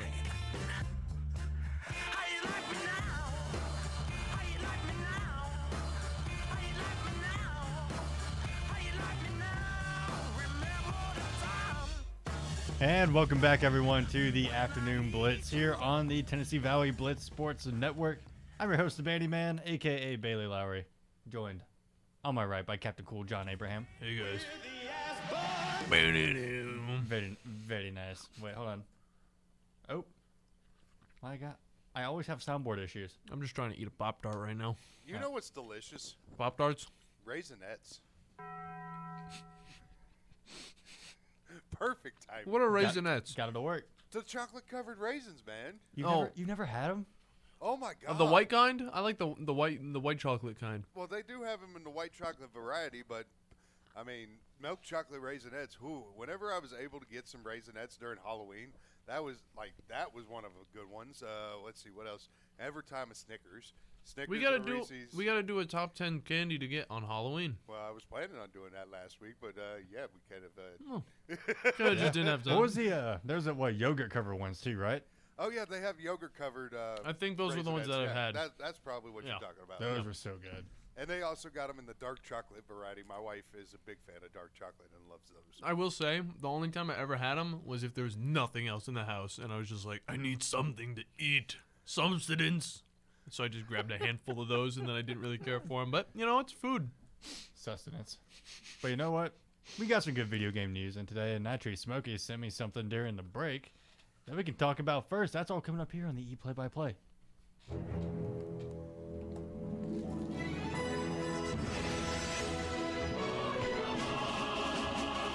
Time to catch up on esports with E-Play-by-Play with the Bandi Man. All right, so first off, Smokey, what you sent me? What was it? A Megan Thee Stallion concert? Yeah. And she brought... It's at TwitchCon, by the way. Oh, it was at TwitchCon. Yeah. I didn't know Megan Thee Stallion was at TwitchCon. Well, they had TwitchCon banners in the background, so that's why I figured it's a TwitchCon. Oh my goodness. But yeah, but she was holding. It looks like she was holding a concert during that time, and she brought Master Chief up on stage with her. Only good thing about that concert, she should do that every single time so people actually stay interested. Burn. I'm not. I think she's got another way that tries to keep people interested. I think she's got 3 ways. Yeah, 4 actually. She's got a very good way of keeping people interested in the product. You know, when I saw that picture, the first thing I saw, Master Chief. The only thing I saw, Master Chief. I didn't even know who he was on stage with. I was like, Master Chief must have brought some random fan on the stage. This is cool. Just making a stallion. But you know what? That's kind of cool though. Like, highlight these cosplayers because a lot of time and effort goes into making those costumes. Oh yeah, and making them look good. And that Master Chief costume was that was clean. I think it was the Master Chief from Halo 4 as well. So that one's more intricate than any of the other ones. So it's definitely props to that guy. It's kind of crazy. You knew which game it was from. Bro, they change it every single time. I will say that's pretty impressive, though, Captain Cool. If you nailed that right on the head, I don't even know. I don't even have the picture in front of me. I glanced at it for a second. Do you have the picture right next to you, Bandy? No, not right next to me. Okay, I'll just look it up and I'll just make sure of that, guys. Okay, but it's kind of crazy because like just kind of casually playing the games, I never really noticed that much of a difference, except like going into Halo Infinite. Okay. No, okay. I'll be honest. Casual. Yeah. So the first game, very nice. I would name off like the different styles, but I can't do that because I'll definitely bastardize that. But first game, it was the classic. Second game, they adjusted it a little bit. Third game, pretty much the same as the second game. Fourth game is when 343 came out and started doing theirs.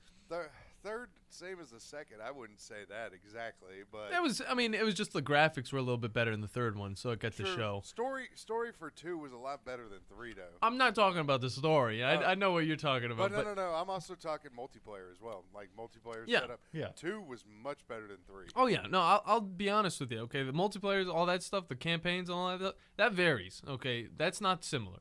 The armor was similar, okay? Yeah. And then the fourth one, like I said, 343 took over. They started doing their own Master Chief. They made him look like he was wearing a lot more armor. I remember when the trailer came out, everybody was like, man's got... I'm not even going to say it on the station, honestly.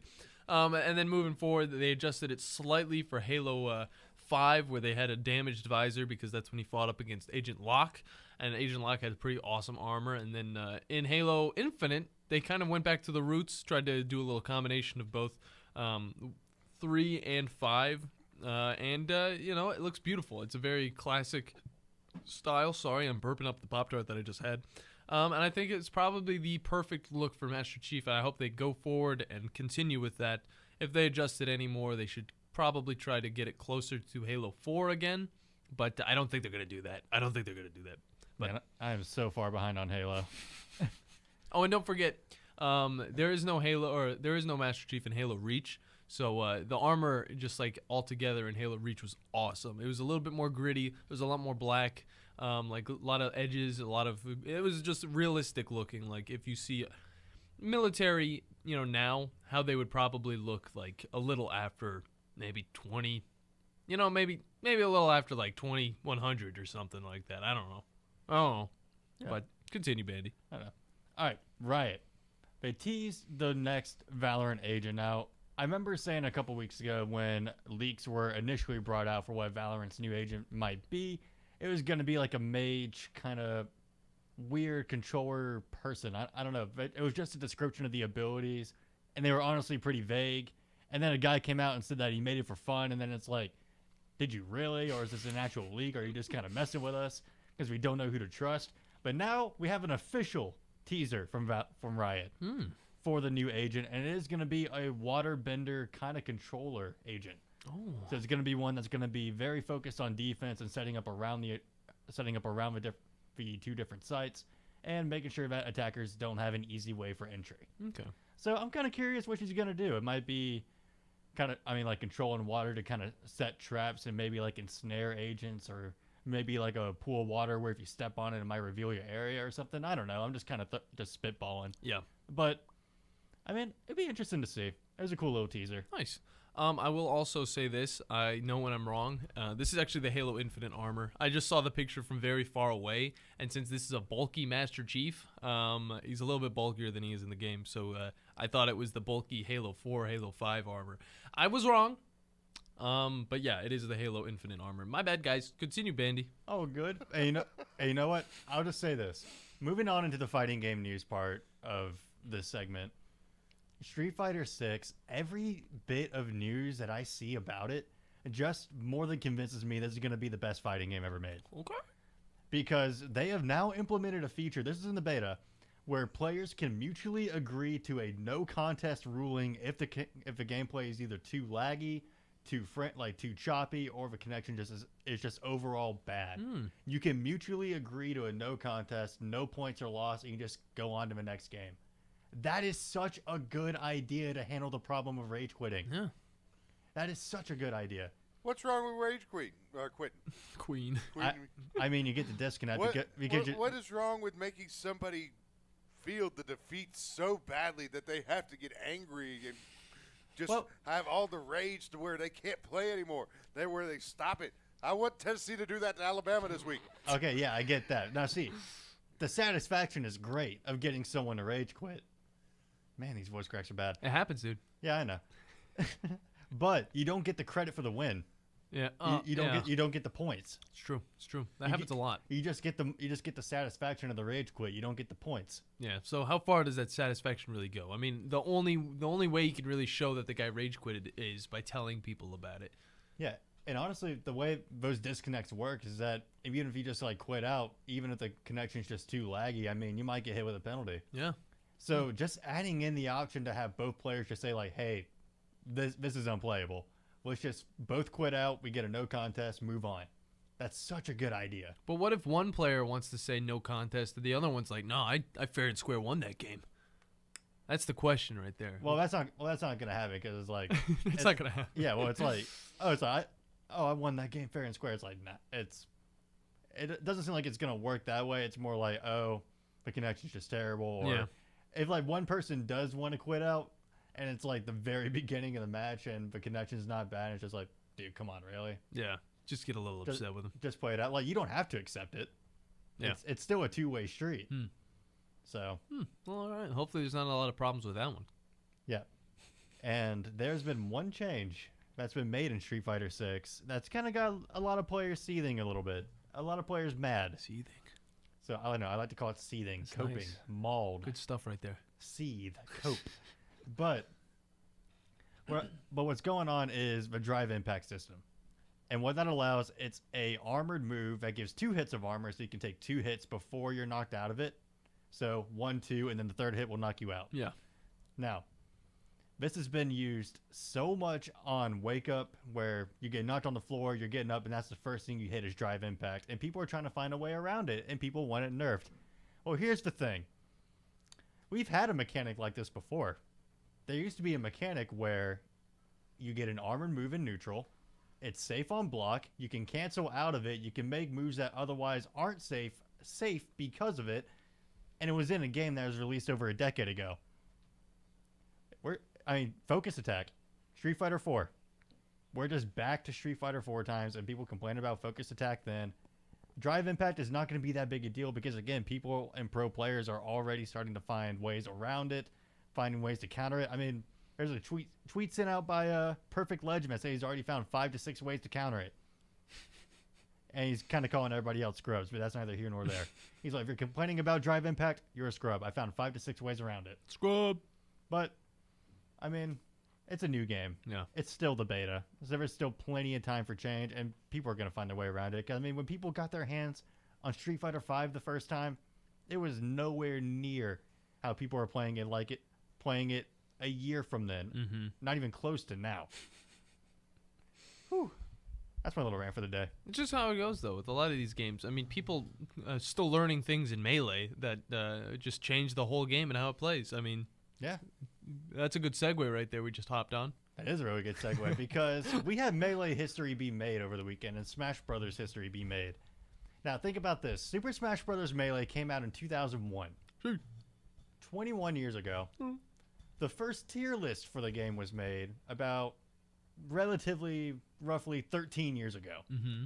And Yoshi, at that time, was considered the 18th best character in the game out of 23. So, not a good placement. Yeah. Now, here's the thing. Yoshi has never made it to the grand final of a super major tournament. The Big House 10 happened over the weekend, a super major. And lo and behold, Amsa, a solo Yoshi main, made it to grand finals. Not only that, but on winner's side, so they never dropped a game. And they had to play the greatest Melee player of all time, objectively, this is a fact, Mango, in grand finals. And this is how the final moments played out. Will be written. And the crowd is saying, Amsa, unambiguously, an open up. Oh! Mango's freaking out. He's off a parry. This is it. No. Look at it. Look at it. The down smash. It's over. He did the eye with the tape. Amsa did it. Amsa did it. The first time in history Amsa wins a super major, the hardest tournament we've ever seen in 22 years. Sheesh. The hardest tournament in 22 years. And that is saying something because this tournament was absolutely stacked with Melee legends. Again, Mango, Leffen, Hungrybox, Plup, IBDW. Just a ton of old school legends. I mean, you got new school like Zane coming in. People who have made their name Axe. And this was the most stacked tournament I've ever seen in Melee history. And Amsa did it solo Yoshi. A character who is long considered not viable to win tournament has now won a super major for the first time in the game's history. That's awesome. I also got to give it to the announcers because them Melee announcers do be hitting differently because that was some solid play-by-play right there. I mean, the Smash announcers get it. They go. Some of these esports commentators though are truly great. Yeah, no, they're hype. That's one thing I will say because that just listening to that, I've seen the clip, but just listening to that was just like putting things in my mind. Hearing the little Yoshi in the background, I was just like, "Oh, this is gonna be great. This is gonna be great." That's about the opposite. That's about the best part of it. I mean, it's just fantastic to hear all the commentary and all that.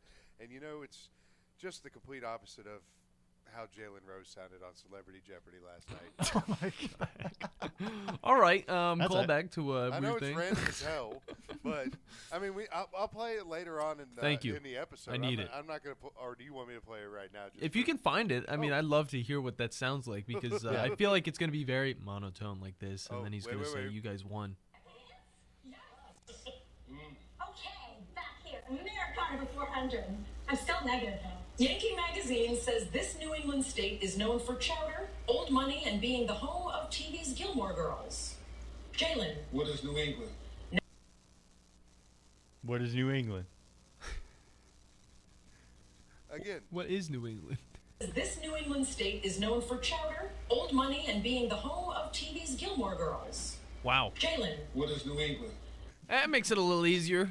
Makes it just slightly easier. I don't know, but still. I'm glad that she wasn't just like monotone about it because that's what I was getting. Like I thought that since we listen to a hype announcers, we get to get a very monotone one. But no, that's just an idiotic. That's just an idiotic announcer right there. I mean, that's about Mayim Bialik.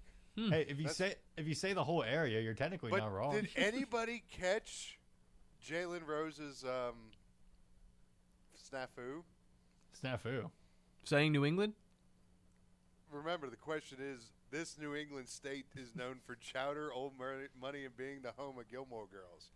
Yeah. Yeah, you said New England. This New England state. There's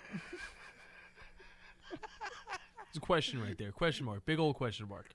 I didn't know New England was a state. It's not. It's not, Smokey. It's not. She gave him the answer, and then I think she meant to say just the actual state. That's the thing. It's this New England state is known for. And then he comes out with New England. That one's just confusing. It's just confusing. It's just very, very confusing. But what is Massachusetts, by the way, is the correct answer for it because if you know about the clam chowder, yeah. But yeah. I almost lived in Massachusetts. Oh yeah, I remember your old man. I bet he hyped it up a lot. Yeah, he has mentioned that story right there about how he got offered a possible Boston job, but he's like, I couldn't take it. I'm a Yankee fan. I love the Bruins, but I can't. His Boston job. I definitely almost lived there once, but I'm talking about whenever I got that invitation to Harvard and stuff. So bull. I got the letter. I can show you. It was got the letter? It was a proud moment for me, but you know what? It was even more proud moment for him. But then I didn't go. So. Well. Yeah, disappointed like always. Continue, Bandy. All right, but before I move on to the final story, we got an update on the counter. So it has been currently 5,832 days since Tennessee has last beaten Alabama. You guys suck. And Microsoft has currently revealed how much money Game Pass has actually made. Ooh. Yeah, Xbox Game Pass generates 2.9. Hold on. Gotta hype up this one a little bit. $2.9 billion in revenue. It's a lot of millions. Each year. Each year? Year. Sheesh. How long has it been out now? Game Pass. 2020? I believe so. Yeah, that sounds about right. Yeah, 2020. Yeah, January through January 2022. Don't disregard my my video game talk. Continue. But I mean, I should be surprised that it's making this much money, but because of how long I've been using it and just how convenient it is to have it, I can't say I am. It really is the best video game service out there when it comes to like just downloading games and just games on demand. Yeah, games on demand. Just Exactly. having a library you can go to that's updated monthly with new releases. And now it's getting day one releases. Like that's a lot more common. Oh, it's beautiful. Game Pass is only going to grow. Getting the show on day one was fantastic. Yeah. I'm so jealous that's not on PC. It was very interesting whenever that popped up. And I was like, my brother asked because he really wanted to play a baseball game. And I was like, I have no idea, dude. Go take a look. And he was like, it is. But he's still a PlayStation guy, also a Nintendo Switch guy, which I started playing Nier Automata. I had a little headache with that. Continue, Bandy. But here's what's going to be happening. I mean, think about it. At the end of the week, I'm going to be playing Scorn. Woo! He's going to be coming out on Game Pass day one. It's going to be perfect for spooky season. Perfect for spooky season. Perfect. And then, I don't know, I'm going to keep talking about it until it comes out. Persona 5 Royal the next week. Let's go. We got it. Spooky season. Poggers. Spooky season. And then all the other games after that. And then I'm trying to remember what else is coming out. Oh, yeah, the new Plague Tales game's coming out, too. Ooh, yeah. It's been looking good. It's been looking like a good story-driven game. I will definitely be playing Scorn for the YouTube channel, by the way. Yes. And I know you're going to try to stream it at least. Oh, 100%. That's where you need to listen to or go watch twitch.tv/WZZNTV because once we actually start getting this all set up, I know we talk about it, but it's the fall. We have a whole bunch of stuff in the fall. Yeah, it's football season, baby. Like, it's either football or vacations. You can't do your stuff with the Pinky Out gang. We can't really, like me, Joe Hunk, and a few other, like we do have our little EFED. Yeah. We can't do anything in the fall because everybody is all working. Mm-hmm. And we're working double time, triple time because it's football season. We're all in sports radio.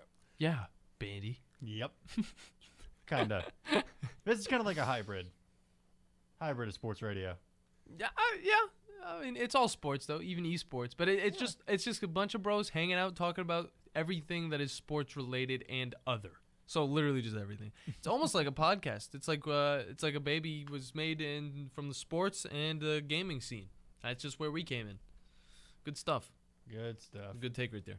But you know what? We're gonna take a quick timeout. When we come back, we got our. You know what? Smokey, who we got coming into the next next segment? We got former Grissom High Star. I actually graduated with him. So. Nice. But also former Tennessee Volunteer. One Mr. Jason Swain, who is a host of Josh and Swain on 99.1 The Sports Animal up in Knoxville. Great show. And it's Bama Hate Week. So. Oh, no, it's Vol Hate Week. But I had to let the Tennessee guy introduce the Tennessee guest. Of course. The Tennessee guy will introduce the Tennessee guest when we come back from this other side. You're listening to the Afternoon Blitz.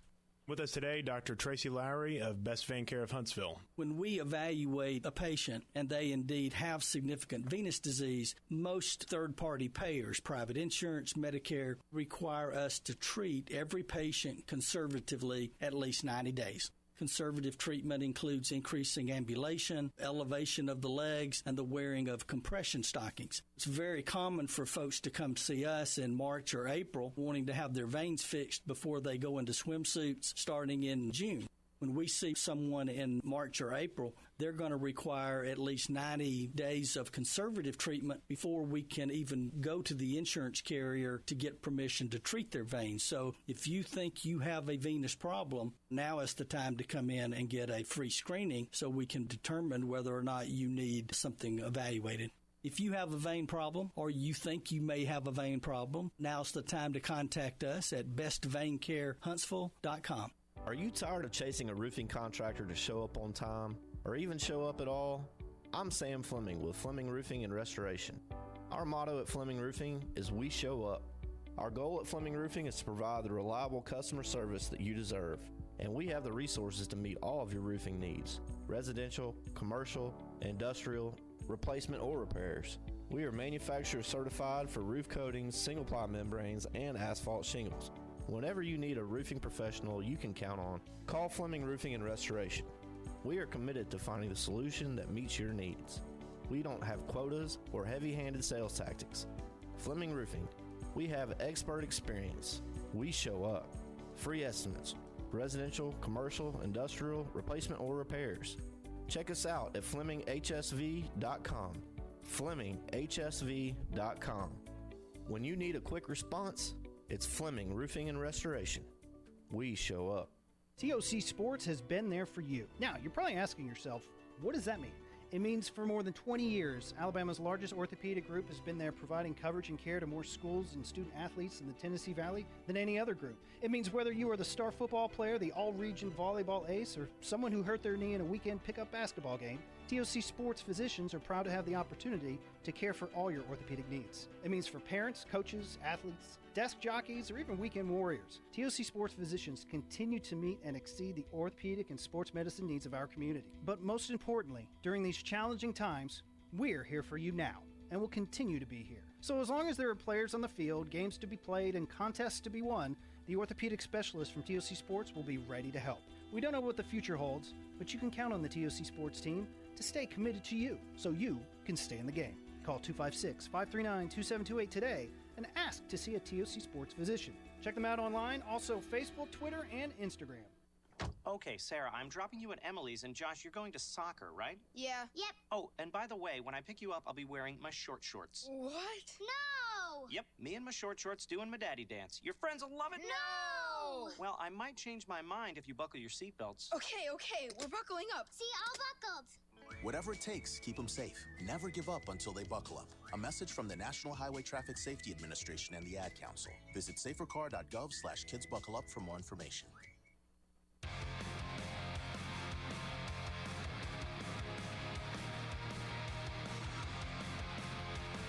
And welcome back into the Afternoon Blitz, right here on the Blitz Sports Radio Network. 256-576-4977 is the phone number to get into the program. You can follow me, Smokey, at Rose Scholar on Twitter. You can follow the captain at CPTCool420 and Bandi at BLarry2016. Also, the station is at the Blitz_sports. And this hour is presented by Woody Anderson Ford. Well, you know, if you didn't backhanded compliment me, then What? You just come in backhanded like that. Sorry, I did skirt back into that just to slip that in there. So. It's hate week. It's Bama hate week.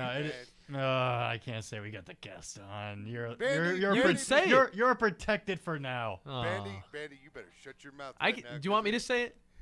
Hey, you're the neutral party. Go for it. All right. Well, Bandi brought this up before. Actually, you know, I'm gonna wait until my question. Continue. All right, on the Neighbors Wealth Management Hotline, we've got a fantastic guest right here. He's host of Josh and Swain on 99.1, the sports animal up in Knoxville. He is one Mr. Jason Swain. Swain, afternoon, sir. How are you? I'm wonderful, guys. Good to hear. Hopefully you can hear a little bit better now after turning it up just a little bit. This board is a little tricky sometimes to try and make sure that everything sounds good with the callers and all that. But first and foremost, it's hate week. I'm getting my cigar after the show today. Have you gotten your cigar yet, sir? Not yet. Just Monday, but I plan on finding the right cigar before Saturday. Plenty of time. Exactly. Makes this game all special. Exactly. So, I mean, the Hendon Hooker right here. What else could be said about, like, this is what really surprises me with Hendon Hooker is, and let me ask your opinion on this. The way he's throwing this football is absolutely fantastic. I am so excited for this week. I'm ready to see Tennessee do this.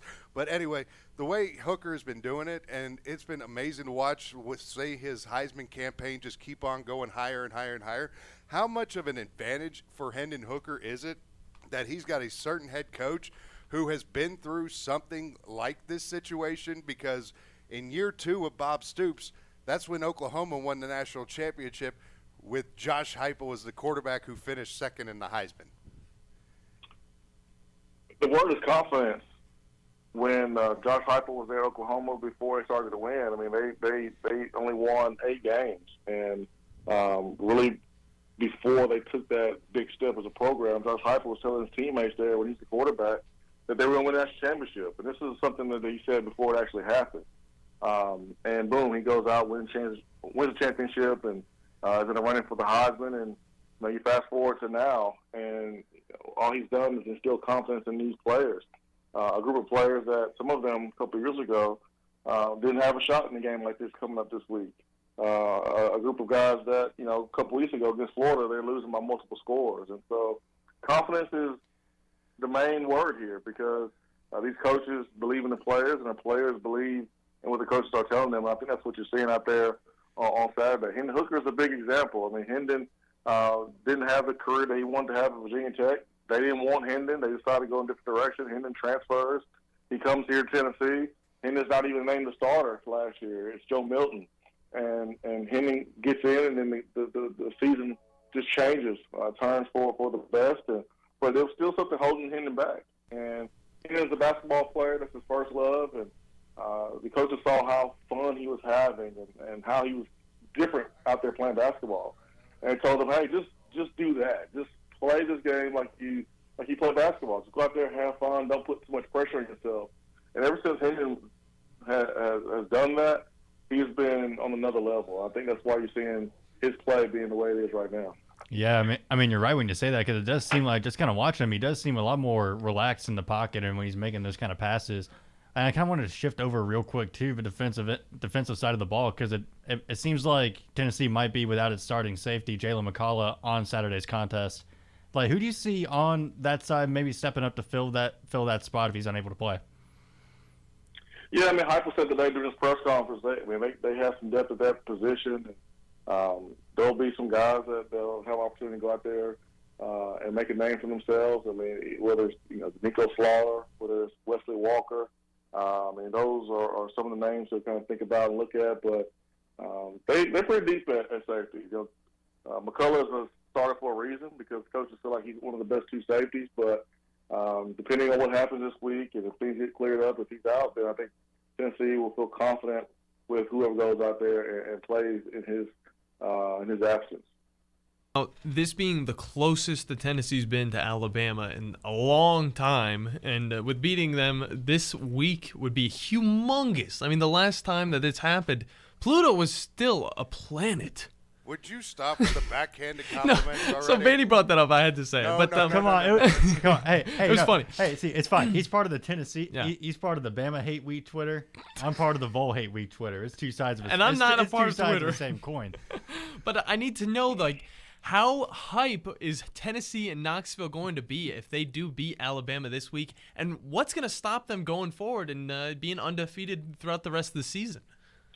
Well, first of all, last time Tennessee beat Alabama, I was part of that ass whooping. Got a chance to experience that three years while I was at Tennessee. Knoxville's going to be on another level. College game day is coming back for the second time in the last 2 games for Tennessee. Played Florida, had a bye week, and then went on the road to play LSU, and boom, here we go back. But the last 2 home games, college game day is going to be here. Everyone's going to be here. Recruits are going to be here that, maybe choosing Tennessee or Alabama, Georgia, some of the top schools in the SEC. Everyone's going to be here. It's going to be ridiculous. But that's Tennessee upholding their end of the bargain in this rivalry. Last decade or so, Tennessee had not upheld their end of the bargain, and so this game hasn't come with the anxiety from different fan bases. It hasn't come with the same optimism to see a really good game.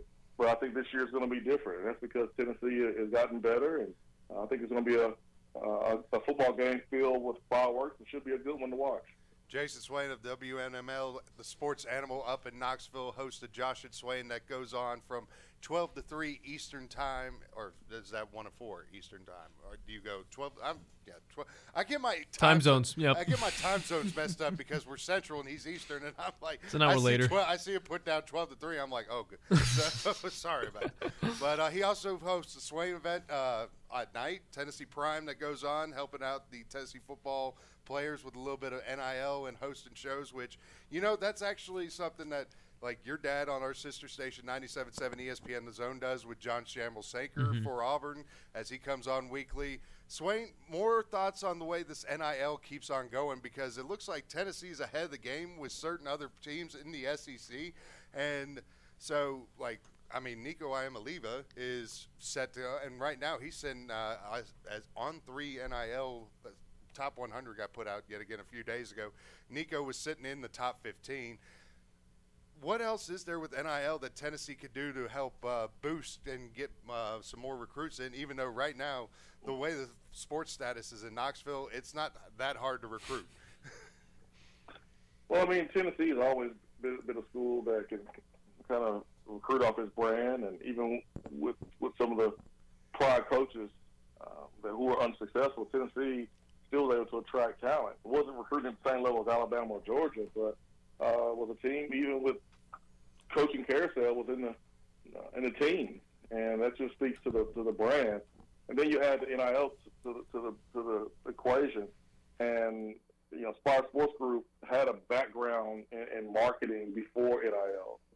These guys have clients who are professional athletes, and they're Tennessee fans and want to use the expertise to be able to help Tennessee. And the first and foremost thing was to take care of our current players. And so there's several players, several athletes, whether they're on football or different sports, that have taken home 6-figure deals. And I think recruits see that, and they see the opportunity to make money off their name, image, and likeness being the University of Tennessee athlete. And I think that's a big reason why the NIL has been able to work for Tennessee so far. But there was a plan put in place by a third-party group, Spire, 6 months, a year before that July 1st deadline hit, but the start of the NIL being legal in college athletics last year. So it's all about preparation and planning, and Spire has done a really good job of that. And there's been some other NIL companies here in Knoxville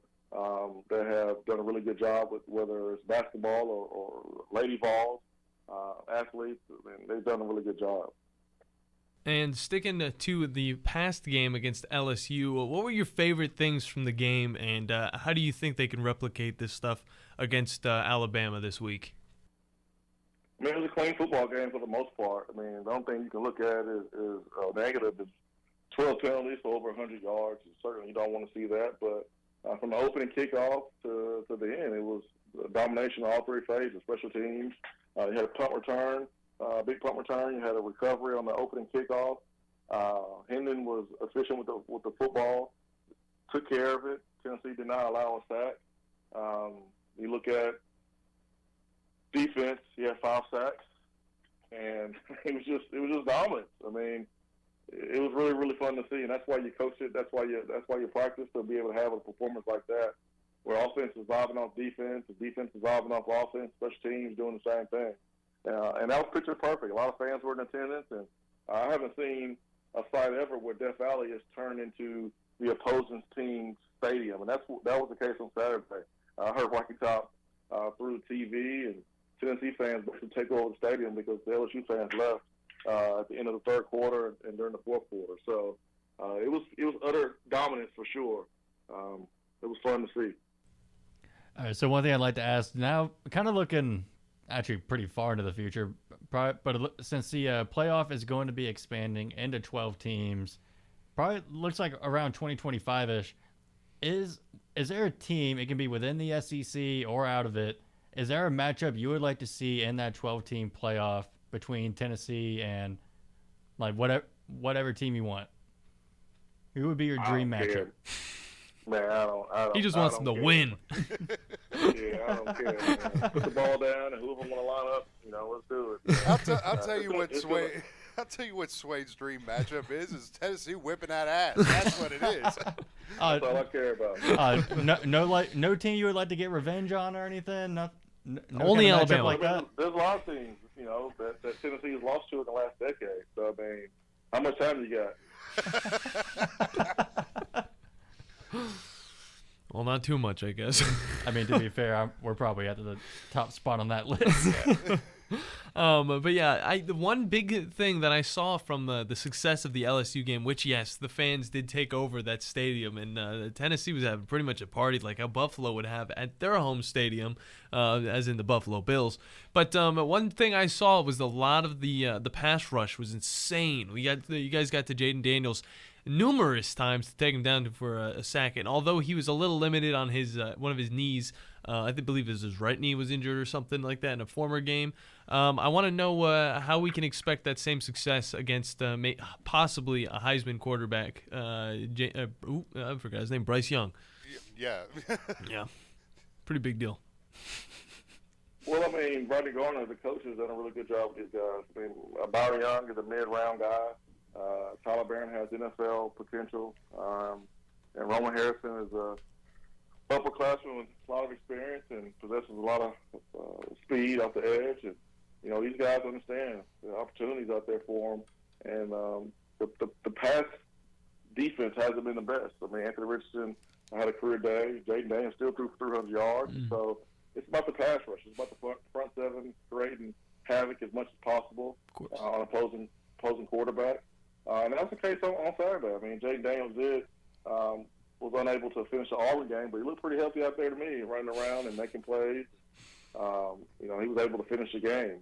But he just didn't trust his eyes. He didn't trust what he saw throwing the football. Yeah. And Brian Kelly, on several occasions, was upset with him not taking chances down the football field. That was something that was said during the broadcast. He doesn't have any interceptions, but it's kind of a bad thing because he doesn't take any chances. And I feel like he has some opportunities in one-on-one situations to give his guys opportunities to make some plays, but he's just trigger shy. He didn't do it, and it cost LSU's offense big time. But it's going to be about getting to the pass rusher in this football game with Alabama.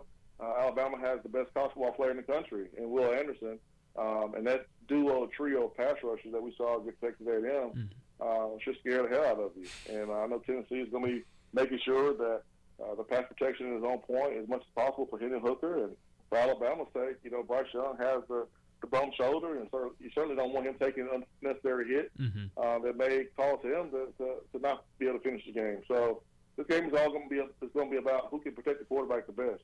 Yeah, and I think the main reason that Jaden Daniels, he played a great game, I will say that, for what he had, but I think he was a little distracted with those awesome gray jerseys. I love those uniforms. Everything about him is pretty slick. That's one thing I can forever give to Tennessee. You're actually complimenting? Dude, I like those uniforms, and also the helmet with the mountains and the Smokey. I love it. I love it. But, I can be neutral. Smokey, you go. Neutral my ass. Anyway, Jason Swain, WNML, Knoxville, on the Neighbors Wealth Management Hotline with us. And Swain, speaking of Will Anderson, Heupel and his offensive game plan coming up for this Saturday. Do you see him doing a good bit of quick passes to try and negate this pass rush and slow them down at the beginning before the big shots start happening? Or do you see Heupel just airing it out first and foremost? Oh, 100%. I mean, you're going to see all of that. I mean, Tennessee is not going to veer away from what they do. That's using every blade of grass on the football field, whether it's horizontally or vertically. And Will Anderson is going to, I think, dictate a lot of what Tennessee is going to do offensively. That's just respect for the best college football player in the country. So, Heupel's an offensive wizard. We'll see that be put to the test this weekend because Alabama has great players, and Nick Saban's a great defensive mind. But yeah, I mean, Tennessee's going to use every part of the field. Receivers have really, really wide splits, and it puts a lot of pressure on the guys in the interior to have to worry about the middle. And so once you start trying to play one side or one thing that Tennessee does well, then they're going to hit you with some other different things. And so how good can you adapt defensively? And can Tennessee win on early down and take care of the football? So it's going to be a great game, in my opinion. And for the first time in a long time, I think there's some optimism about Tennessee's chances in this game. But got to play clean. Alabama still one of the best teams in the country, coached by one of the best coaches ever in college football history. Swain, final question for you, and just in order for us to be lighting it up on Saturday afternoon, late afternoon, after a nice victory over the Crimson Tide, as the talk I've been hearing around this area and what's been going on with our sister station, 97.7 The Zone, is a lot of talk saying that if Bryce doesn't play in this game, that is pretty much a done deal and Tennessee's going to win. Of course, being a battered ball syndrome person, I know too much of just backup quarterback issues. You could just look at Tennessee, Florida, and all that. In a perfect world, what happens on Saturday for us to light it up? I mean, first of all, Tennessee, wins with Bryce Young. I mean, you want to be able to beat the opponent when they're at their best, but you got to worry about yourself, and you got to prepare for both quarterbacks. Just because you start the game don't mean you finish. And obviously, he was banged up enough to where he couldn't play against Texas A&M. So, I mean, best case, you want Bryce Young to play, and you want to be able to beat your opponent at their best. So that's the best case scenario, I think, for Tennessee. Swain, much appreciate the time, sir, and hopefully we both will be lighting it up come Saturday night for the first time in since we were in college. So it's been a while. So have yourself a good one, sir, and keep it on and ruling like you do up in Knoxville. Oh, man. Thank y'all, man. Have a good one. Thanks, Swain. Jason Swain, sports animal up in Knoxville on the Neighbors Wealth Management Hotline. Good stuff. Yes, very good stuff. Tomorrow, I'm just breaking down the fourth wall a little bit. I'm mainly the booker. He is. I will say that. You get some great guests, too. We appreciate it. Smokey. Well, I am the booker, so that means that I've got to get a Bama guy just to balance it out since we are in this state known as Alabama. Just get Tom Abraham on. Why not? No! Just get Drew on. It's like, you can't take my people, and then we just take him. Can't take my people. All right, well, what about you? But no, I'm trying to get a Bama player on. Nice. So we got a Tennessee player on. Try and get a Bama player on. Make it all nice about. I mean, the third Saturday October is finally some of these people, my kids, are going to understand exactly what this rivalry means. Yeah, it'll be big for them. Have they been? How old are those kids? 13. Okay, so they haven't been around. They haven't been around since they've won. No. Wow. This is going to be great for them. Also, I know a man downstairs that played for Alabama that might want to jump on the show as well. Just maybe, if he's not busy. Might be busy. He's a busy man. Might be busy. The big guy. That's how I refer to him, the big guy. The big dude. There's not many that kind of make me feel a little smaller, but that dude. I mean, granted, I'm 6'1", 275, and I mean, I've lost a little bit of muscle, but I still got a good bit of mass on here. But that dude, he's yoked. Yeah, no, he is gigantic. He could throw me out a window. That is true. I don't say I'd let him, but he could. Anyway, we're going to take a quick commercial break, and we'll get back DF3 time and final thoughts on this here Manic Monday on the Afternoon Blitz. The Blitz has been called. TOC Sports has been there for you. Now, you're probably asking yourself, what does that mean? It means for more than 20 years, Alabama's largest orthopedic group has been there providing coverage and care to more schools and student athletes in the Tennessee Valley than any other group. It means whether you are the star football player, the all-region volleyball ace, or someone who hurt their knee in a weekend pickup basketball game, TOC Sports physicians are proud to have the opportunity to care for all your orthopedic needs. It means for parents, coaches, athletes, desk jockeys, or even weekend warriors, TOC Sports physicians continue to meet and exceed the orthopedic and sports medicine needs of our community. But most importantly, during these challenging times, we're here for you now and will continue to be here. So as long as there are players on the field, games to be played, and contests to be won, the orthopedic specialist from TOC Sports will be ready to help. We don't know what the future holds, but you can count on the TOC Sports team to stay committed to you so you can stay in the game. Call 256-539-2728 today and ask to see a TOC Sports physician. Check them out online, also Facebook, Twitter, and Instagram. you want the right specialist for your recovery. At SportsMed Orthopedic Surgery and Spine Center, we understand every body is different. Your muscles and bones are unique, as is your body. Our SportsMed specialists offer innovative treatments and minimally invasive procedures, allowing you to quickly return to the life you love. Locations in Huntsville, Madison, Athens, and Decatur, and on the web at sportsmedalabama.com. Improving performance, improving lives. If you or someone you love is dealing with breast cancer, please listen to this important information. Since 2016, Compression and Mastectomy Solutions has been providing medical-grade compression garments and medical supplies for breast cancer patients. Our experienced staff is ready to help Monday through Thursday 8 to 1 and Friday 2 to 4:30 by appointment only. In Huntsville at 109 Marshoots Avenue. Call 256-801-8125 or log on to c-msolutions.com. In 1982, Bob Baumhauer introduced Alabama to the Buffalo Wild Wing, and quite frankly, we've never been the same. Back then, it was Wings and Things in Tuscaloosa, but now, 40 years later, after 4 name changes, Baumhauer's Victory Grill is the #1 sports-themed restaurant in the state. Bob's Alabama Hot Chicken is something that has to be tried to believe, plus the new Bam Bam Chicken and the Louisiana-style Go Fish, a whitefish over rice topped with shrimp etouffee. And Baumhauer's is fighting inflation with some new affordable favorites. Visit Baumhauer's on the South Parkway today. No representation is made that the quality of legal services to be performed is greater than the quality of legal services performed by other lawyers. A wise man once said, if you take care of old folks and children, everything in the middle will take care of itself. Hi, I'm Danny Aldridge, lawyer in Alabama and Tennessee. In the next 20 years, the number of those folks over 65 years of age will more than double.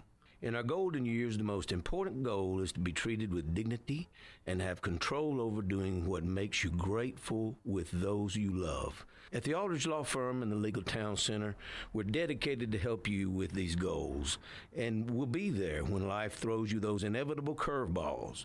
Let us assist you with your legal needs, whatever they may be or become. You may reach us by phone at 256-534-3188 or online with Dan at danaldridgelaw.com. Just remember, we're here to help. Whether it's personal injury, wrongful death, fraud and cheat, or estate planning made complete, we're here to help.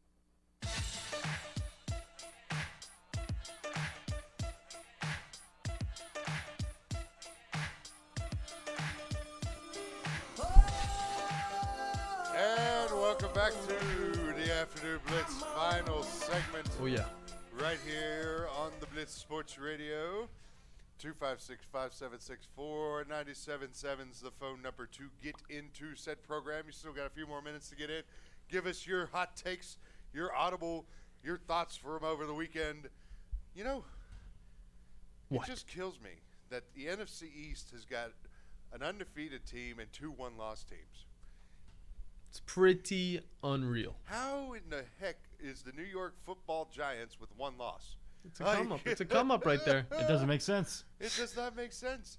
And it doesn't, like, I'm confused. I'm so confused right Yeah. now. It didn't help that the Packers' equilibrium was off as well in London. That's what I'm also confused about, because Kirk Cousins right now is looking like an MVP. Yeah. The hell? Got to get him on my team. Oh, wait. He is on my team. Oh, you look rather angry. Like, just the way you delivered It's my big old eyebrows, man. My big old brows. You just look so angry as you delivered that, being like, yeah, Kirk Cousins, yeah, that's right, he's on my team. Damn it. Vikings, Kirk Cousins. That only. hate week just got you fired up. We should have done what's cool like right now. Like this, we needed to cool off with the way you're like going. Oh, I know we do it so early that it cools off and then it gets heated, especially on days like this whenever we're having Tennessee talk almost constantly throughout the show. So. And what's wrong with that?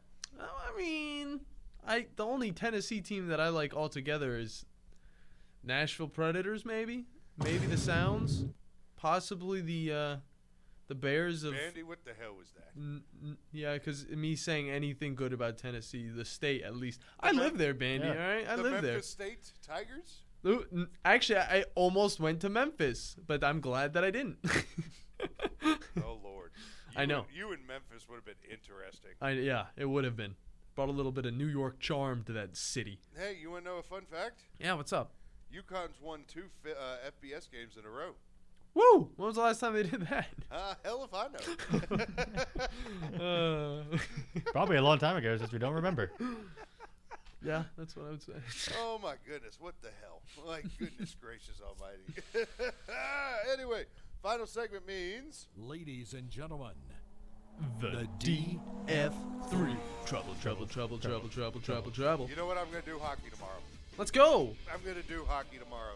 Nice. But the question is that do I do a single game or do I do a whole night play? Because I see, what is it, Rangers and, is it Rangers and Pens? Might be. I know Rangers and Vegas have games, but they're separate games. Let me check this out here. Yeah, I haven't switched over to the hockey sports yet. Yeah, Rangers and Lightning as 6:30 tomorrow on ESPN and ESPN Plus. And then you got Vegas and the LA Kings going on right after that on ESPN and ESPN Plus, which I got to say, I really dig that we've got ESPN back on the NHL because that was part of my childhood. You know, all we need is the NBA to go back to NBC and we'll be fine. No, just as long as Fox doesn't control NHL. Yeah. And that stupid Glow. Actually, you know, that was. You remember the Glow? You guys weren't. You guys weren't alive for that. Was the Glow Cam, the Puck Glow Cam? What? You have never heard of the Puck Glow Cam? Glow Cam. Was it? Did they try to do what did they do? Fox actually took over the NHL in the mid '90s. Yeah. The TV, and they had a glow. They had the puck glow on the television screen, like they had, like in the video games. Like they had, They had this was before the video games had that. So yeah, I think I remember hearing about that a little bit ago when they tried to implement that. It was a terrible visual. But this was also mid-'90s, so it wasn't exactly the smoothest that it could possibly be. Yeah. But then it ended up turning into probably one of the biggest things for the video games in the NHL world because then you had your glow trails of the puck and all that during your video games so you could be able to see the puck. That's weird. I'm looking at the video footage of it right now. I mean, yeah, it's just blue little light just falling around. They don't turn red on shots. Like, honestly, for mid-'90s, it's not bad. It's pretty cool how they did that. You learn something new every day when you're around the scholar, right? Then you see the intricacy of the glow puck like apart, and there's a lot of lights just everywhere inside of that thing. It's crazy. That's actually pretty cool, though. Pretty unique. Anyway, DF3 present to you by I don't know who.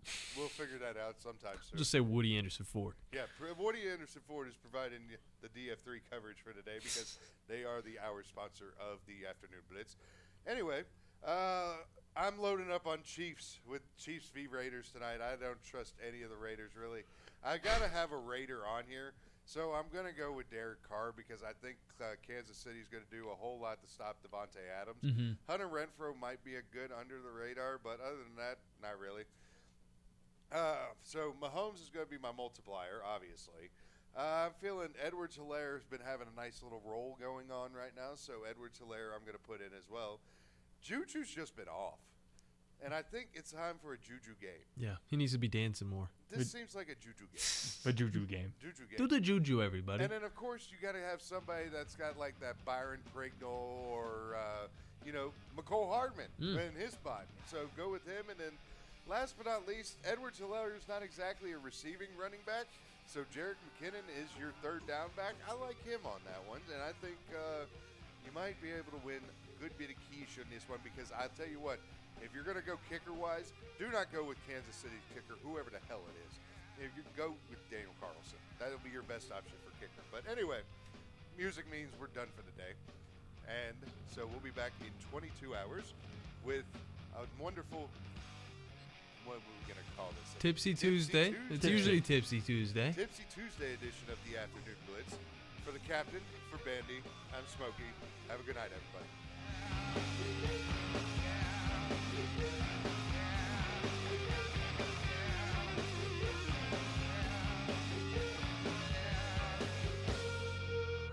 Are you tired of chasing a roofing contractor to show up on time or even show up at all?